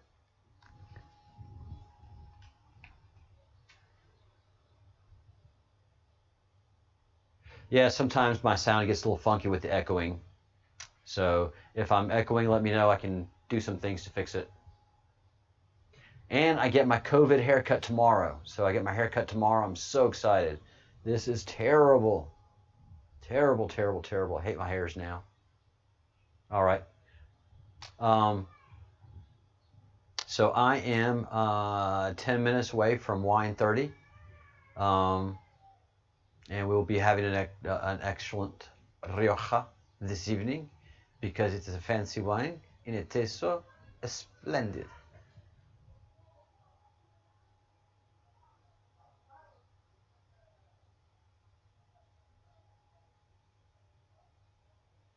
Okay, Weather and Sun on the web. So it's a website and not a YouTube site. All right, thanks for clearing that up, Lanny. BP Earthwatch is a website and not a YouTube channel. So yeah, these are exciting times we're living in. We have our Q map that gives us a little bit of an idea of what's going to be happening, and lo and behold, these things are happening. And we have the eschatologies of all the ancient religions, and as Partha and Angel and I and a lot of y'all see, there is a synchronicity between all the religions and talking about the end times, and we're kind of seeing and experiencing it. All the earthquakes, lotus, weather, and crazy weather that we're seeing, experiencing, pink bubbles, earth-based lightning, just crazy intense stuff. And none of it's too bad, but all of it is enough to get your attention. And so I think, something and someone is trying to get our attention.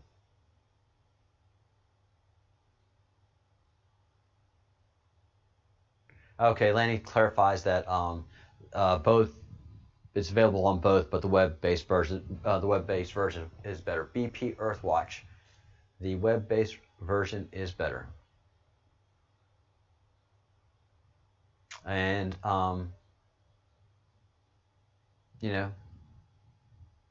I think there's a timeline for these UFOs. I really do. I think that Trump isn't aware of it, or Marco Rubio isn't aware of it, but I think there is a timeline that somebody in our federal government is aware of, and they are rolling this out in a manner as best they can to prepare us for whatever is to come.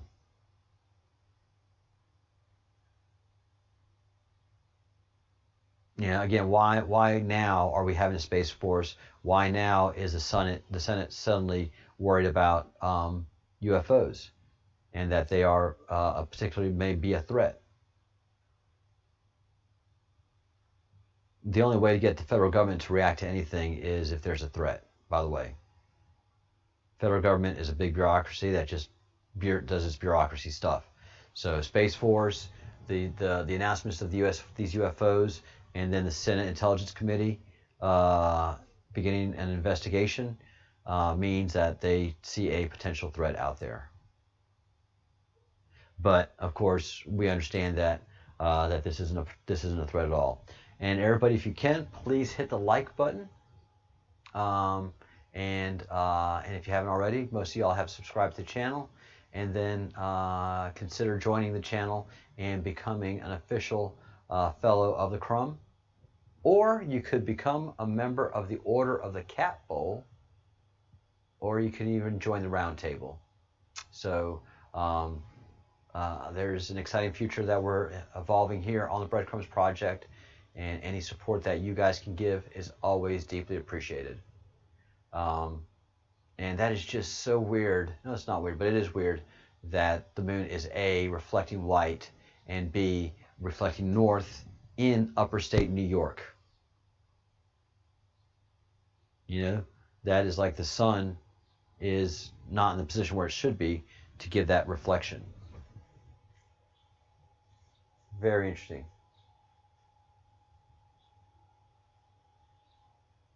Yeah, Graham's been great. Graham's been a great mod, and yeah, he keeps the conversation alive. So we certainly miss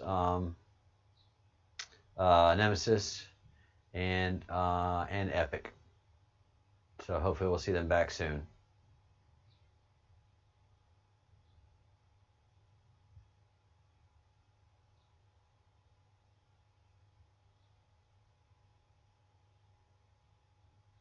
The Mexican quake appears to be a below based on the locals. All right, so it's still spiffy. Yeah, it is. It is, Tabitha. All right. So although the Mexican quake was serious, it's not having any great ramifications. And the same with this, the quake that happened in New Zealand. Or outside of New Zealand, the same with the quake that happened by China Lake in California. Big quakes, but no damage. Not damage, but no great damage, no great loss of life, no tsunamis. Very, very interesting. Yeah, you know, it's the end times. We were told that they would be notable times. And things would be happening, and to look to the sky, and we do look to the sky and we see interesting things. One of the most interesting things is Wade said the sun's been flashing. It's been doing flashes where suddenly the satellites just get blanked out, white light, and they're not EMPs, they're not CMEs. The sun's just been flashing, and the only thing that's been talking about a flashing sun. You got it. The Q map.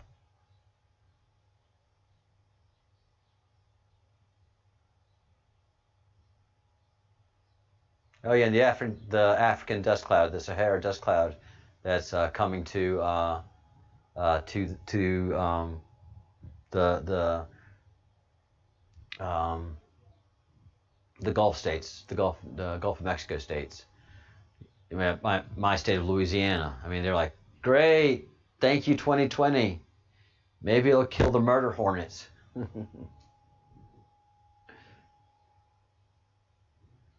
Yeah, some stuff was flashing across my screen.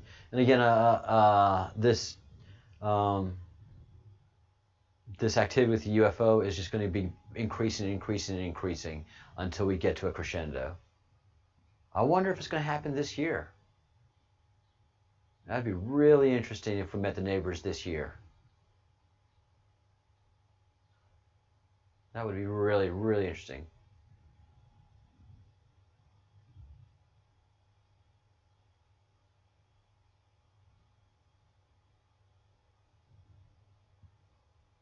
Yeah, Lanny, I'm a little bit out on the school with the ability for humans to control the weather. Certainly, the aliens and the greater powers can control the weather, but I don't think we have the tools and the ability to do that yet. I think we have a lot of wishful thinking. Again, who knows?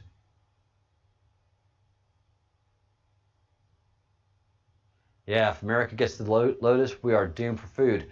Unless, Michelle, you can get Louisianians to make them taste good. If you can get Louisianians to make lotus taste good, the lotus are screwed. Because once Louisiana makes something taste good, that species is suddenly under threat.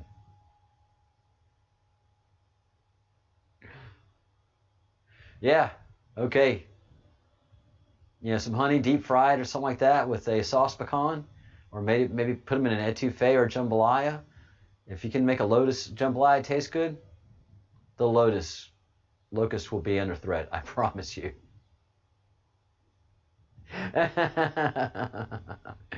Tabitha always has her peanut butter close by and handy and ready. She will not suffer through the end times. She will be very, very comfortable. Yeah, my dogs used to like to eat the cicadas too. Loud things, man. Aggravating. That's one thing here in Spain that we don't have is cicadas, and I'm grateful. Michelle represents the PB also.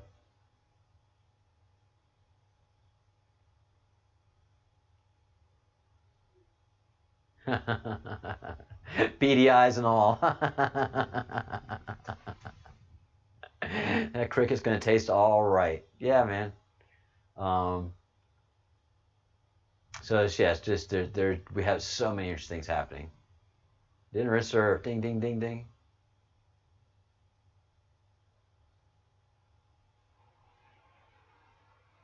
Yeah, stir fry. You can make them a threat, or you can make them a main dish. It depends on how you want to play it.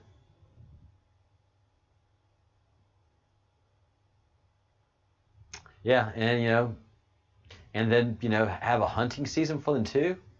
Have locusts opening day. What? Opening day for what? What's a locust? I don't know. We're gonna kill them though and eat them. All right.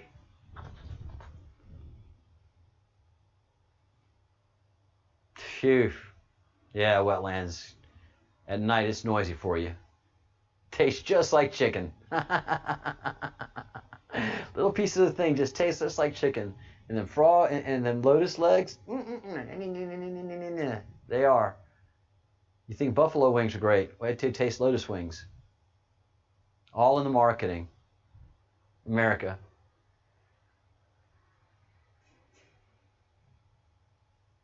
I'm sure I'm American ingenuity and guns. I'm sure that if it calls for it and there is open season on Lotus, we'll figure out a gun to shoot at Lotus to make it worthwhile. American ingenuity is, yeah. Nets are one thing, but if you can shoot at them, more Americans will sign up for it. Definitely Louisianians. If we can shoot it and eat it, it's for dinner. All right, it is wine 30, so let's get ready for a little bit of wine, and I will be right back. Yeah, these are important things that we're talking about. I'm enjoying it, but we got work to do.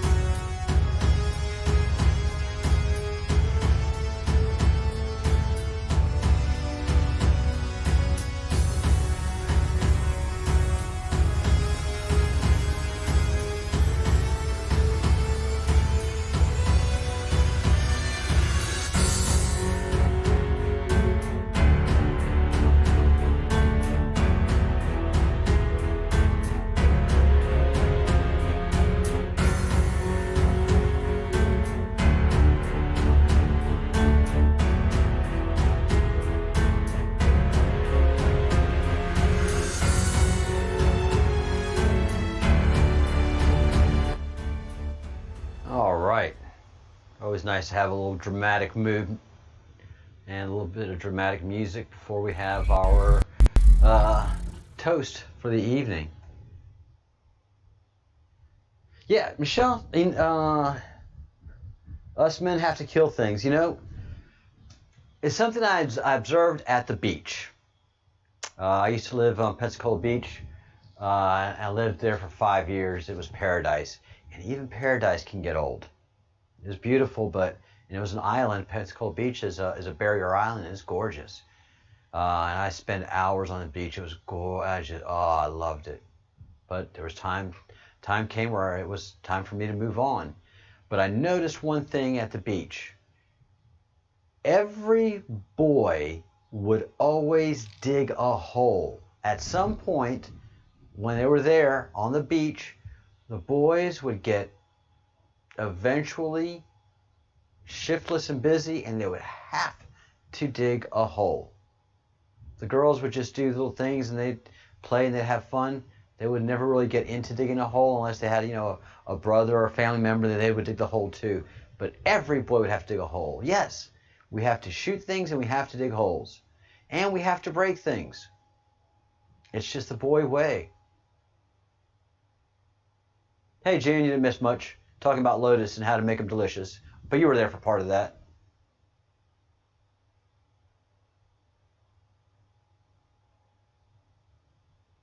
Yeah, men just are men.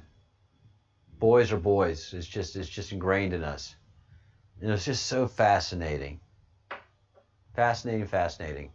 And yeah, if there's father and son would both be there digging the holes, and the father would make the little castle and make all the things, and you have your little fort, bang, bang, bang, and it's just ingrained in us. It's what we do genetically. All fair and war. Yep. And there is an art to war. And the greatest art to war is never to do battle. Remember, Sun Tzu as a brilliant general. But the best kind of war to have is not to have any war at all, where you just beat them out psychologically and never a shot fired or a blade pulled from the sheath. That's the best. Soldiers are your most peaceful people. We don't want to go to war. We dress up like it, but we don't want to do it. We have all the guns to do it, but no, it's not anything we want to do. But if we have to, we do. Still with the Antonios, because I have a bunch of cases of this to get through, and it's a pleasure going through it. This was a bottle that was opened last night, and enjoying it. And so, a toast to all you guys. Cheers. Thank you so much for your support and for your input and for allowing us to disagree and do it warmly and heartedly and to have great conversation. So, cheers to you, Michelle especially, Tabitha, cheers to you, June. Hope the dog had a great walk and glad to have back. What's the dog's name, by the way? I like dogs more than I like people, so can give it a toast. And Graham, whenever you get in there, and Marked, here's a little toast to you. Abrazo, warm hugs, and cheers to everybody here. You lurkers that are not commenting, cheers to you.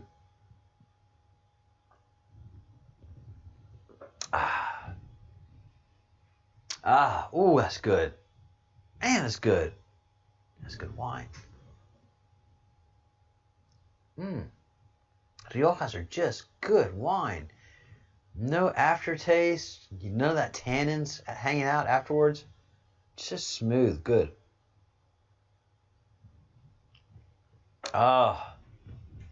Life's good.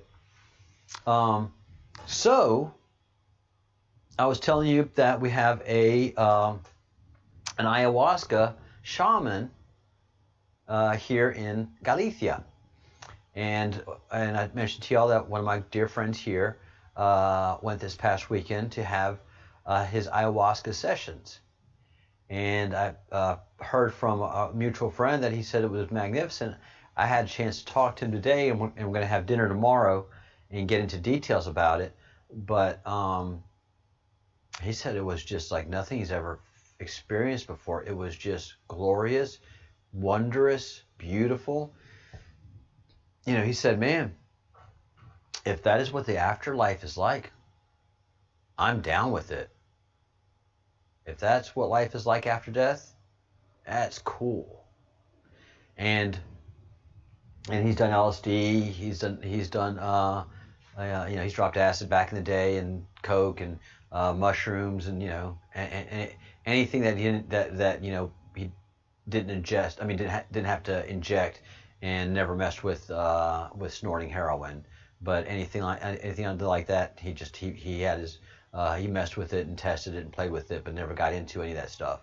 Much like myself, tested all that stuff, but it wasn't for me. But he can measure ayahuasca against mushrooms and against LSD, which is a great research library to be able to make some distinctions.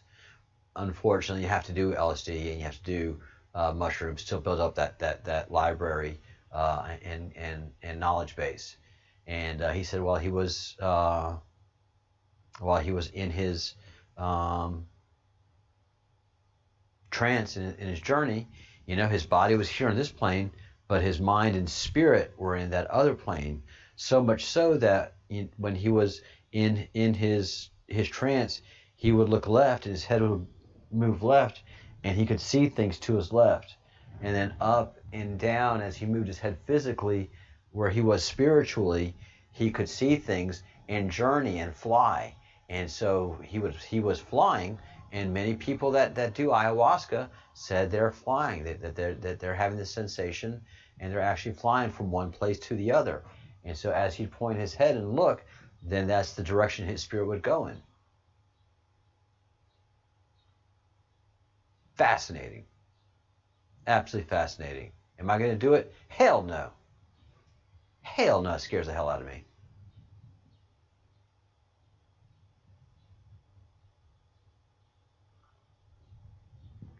All right, Tabitha, you're a hole digger too.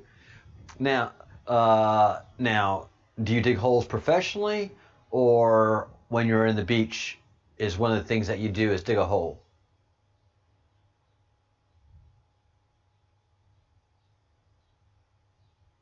Well, Tabitha, there's a place here in Spain, in the city, outside the city of Santiago. If you had a chance to come over here, I will put you in contact with the person. Now, this is the interesting thing that my friend had to say, and that happened with the shaman. He says he's had people here coming to him for a year or even up to 3 years and not have the same intense experience as my friend had. And my friend is very spiritual, and has a spirituality to him that's very powerful.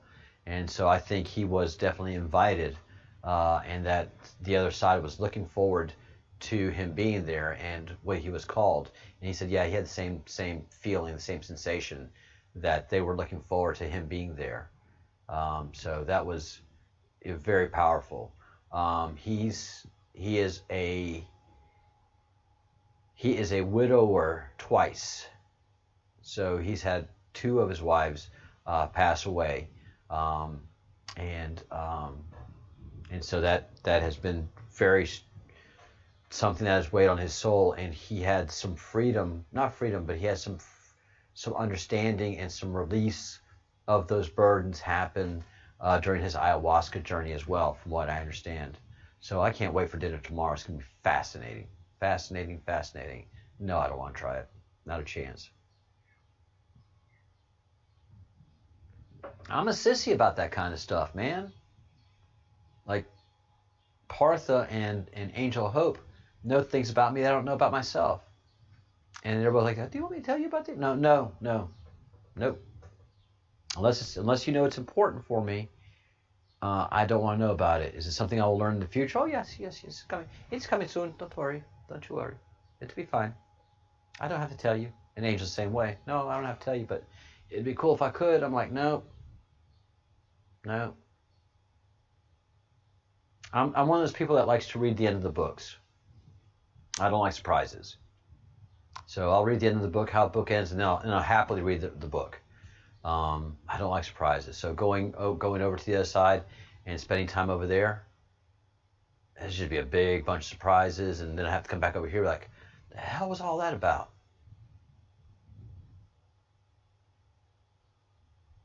Yeah, just beach. Oh, that's great, Tabitha.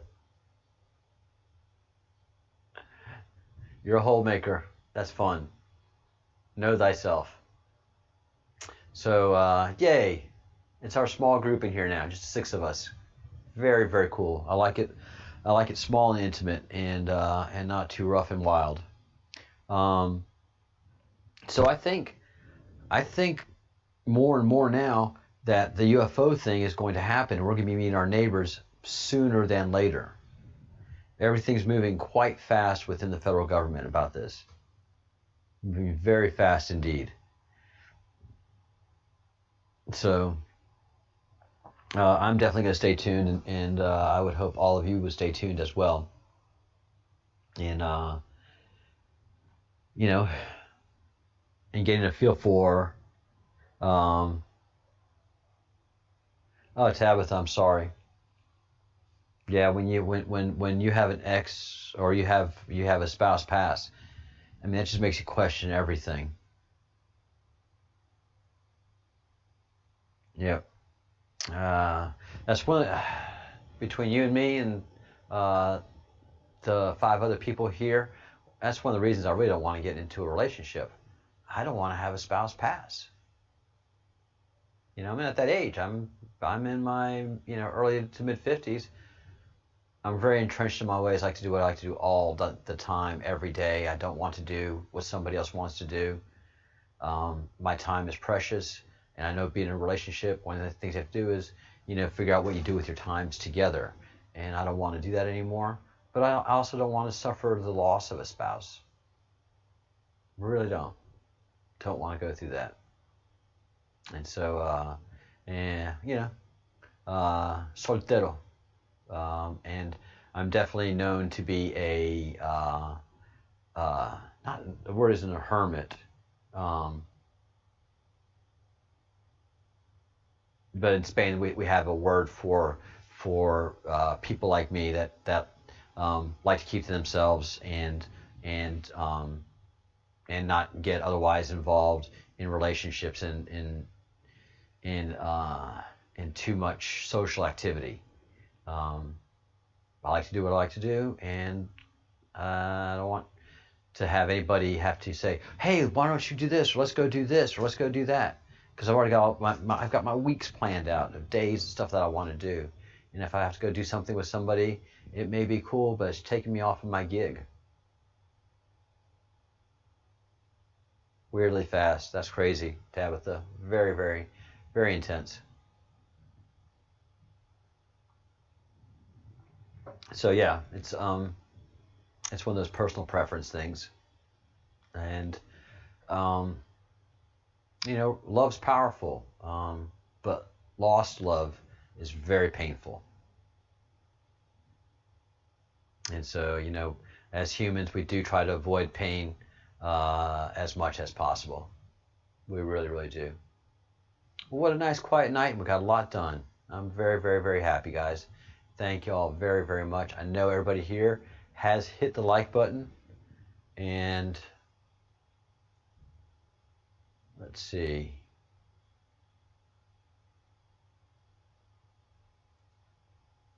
If I have anything more that I need to address before we start to wind things down. Nope, that's good. And any questions? Anybody have any questions? This is a great time to ask anything you would like. Be happy to answer it. And checking emails. Everything is quiet. Everything is good. And checking our stream. All right. 9 thumbs up and 0 thumbs down. Good. Good, good, good.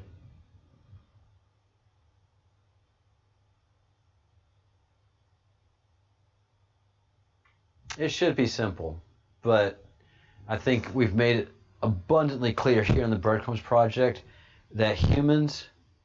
No, that's No, they are saying about you. I know, but that's ridiculous. It's know. like It's not YouTube that's making it go off. It's Windows 10. Somehow Windows 10 is making those things go off. But humans we're just such complex creatures. And just like socialism. Socialism and communism should be easy. Relationships should be easy. You're dealing with another human being that has the ability to talk. It's not like you're dealing with an animal who can't communicate what they're thinking and feeling. That's fine. You'll take it. God. Well, I'll have to think about Stop. that.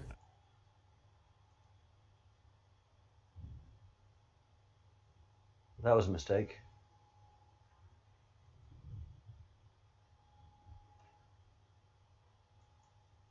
Yeah, Windows 10 is making these my YouTubes go off for no reason. Engineers, quit messing with stuff. Software engineers, quit trying to make YouTube be cool with Windows 10. If I have it on pause, I want it to be on pause. You don't need to play. Ugh. All right, where was we going? Oh, yeah. All right.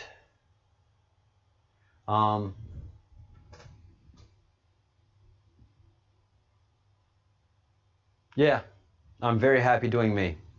Yeah, I'm very, very, very happy doing me. I do me very, very well. And I wouldn't want to subject anybody to me. It's very, very difficult being with somebody as opinionated and broody, thinky all the time. Some people think that, oh, that would be romantic and nice. It's not. It's not. Because usually when somebody says something, I'm like, no, blah, blah, blah, blah, blah, blah. Like I'm here. I'm like, well, it's underground warfare. Well, no, I don't think so, Michelle. Blah, blah, blah, blah. My thoughts are more important. But then, of course, I apologize and I feel bad. And I can say, well, yes, I do. But it's not easy to be in a relationship with the personality that I have as well. So not only am I enjoying me, but I'm saving somebody else from having to endure all of this. Even my friends are just like, you're just too much.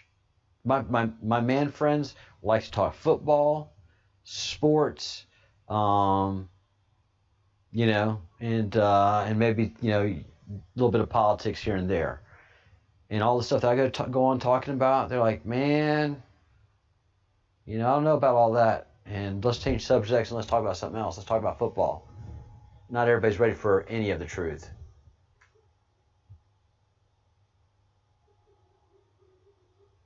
And people do change. You do change over time. People do change. People are strange, and people, people do. People do change. So, and that's okay too. And that really is. I'm definitely not the same person that I was 30 years ago. I'm definitely not the same person I was 20 years ago. But the core person that I am still is the same. But the relationships change you. People change you. What you experience changes you. And I've changed, and I feel it's for the positive. But part of that journey has been me enjoying my own company and doing so greatly. So it works for me, and it's fun.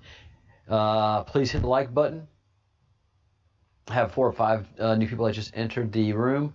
Good to see you. Welcome to the Breadcrumbs Project. Be sure to hit the like button. Subscribe to the channel if you haven't subscribed yet. And join the channel if you want to be an official member of the Breadcrumbs Project. We're going to be doing some things a little bit different in the future. And working with the membership and building relationships in that sense, and then getting more involved in some investigations. So stay tuned. be part of the channel and be an active member. The most exciting thing we have going on right now is the fact that UFOs are no longer fringe activity, but now it's a core concern of the U.S. federal government. So much so that the Senate Intelligence Committee is launching an investigation. Intelligence Committee, not the Defense Committee, but intelligence. So it's and not the Science Committee, not the committee that oversees science activities, but the hardcore Intelligence Committee. So they're going after stuff that's super double classified, and senators are now curious because it's become legit. So that's the latest news that I have to report. Earthquakes are happening everywhere now, literally everywhere. New Zealand, Mexico, California, and places before that. So Lotus, so a lot of biblical things happening.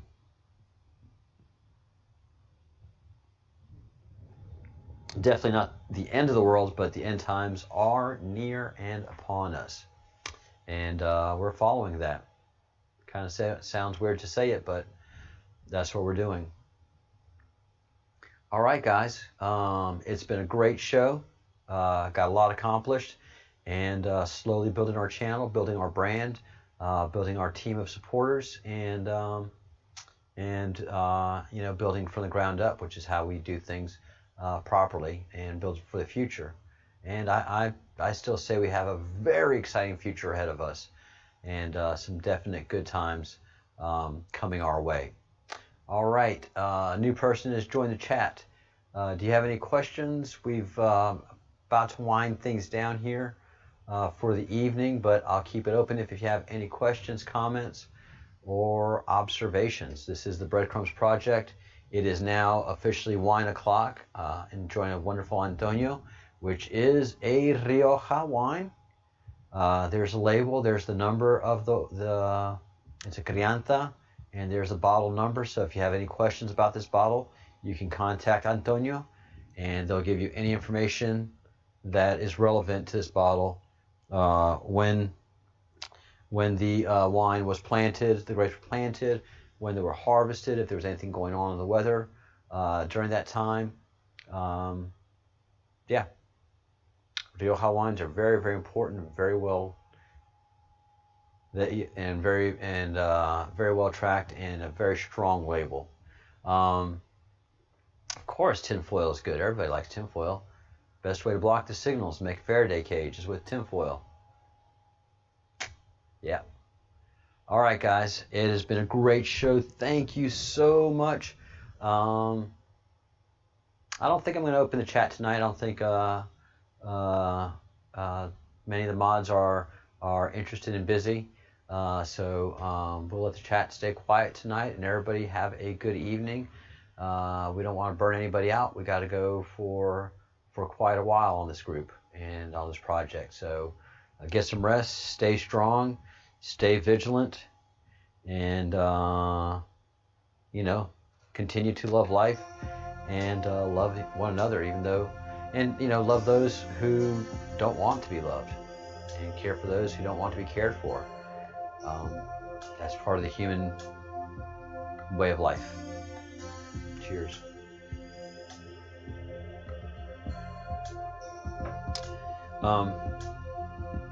The number 3 is powerful. It is a religious number. It has a lot of significance, and so I always ask everybody to do 3 things. That's think good thoughts. Think good thoughts. If you're just thinking good thoughts, everything else should manifest itself well. But think good thoughts, do good deeds, and say good things. And as you do that, it's easy to practice forgiveness. And forgiveness is not one of the 3, it's just something that manifests itself. And if you can do all that, your life is going to be pretty much okay and good. Mark,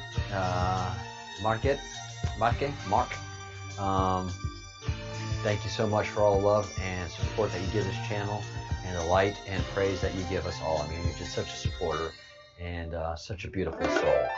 So thank you for all that you do for us. Lamesa, you've been very quiet, and have a good night. Thank you for joining the show.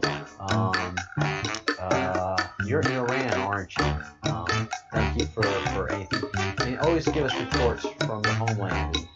Anything you have to share, we're always wonderfully happy to hear from you.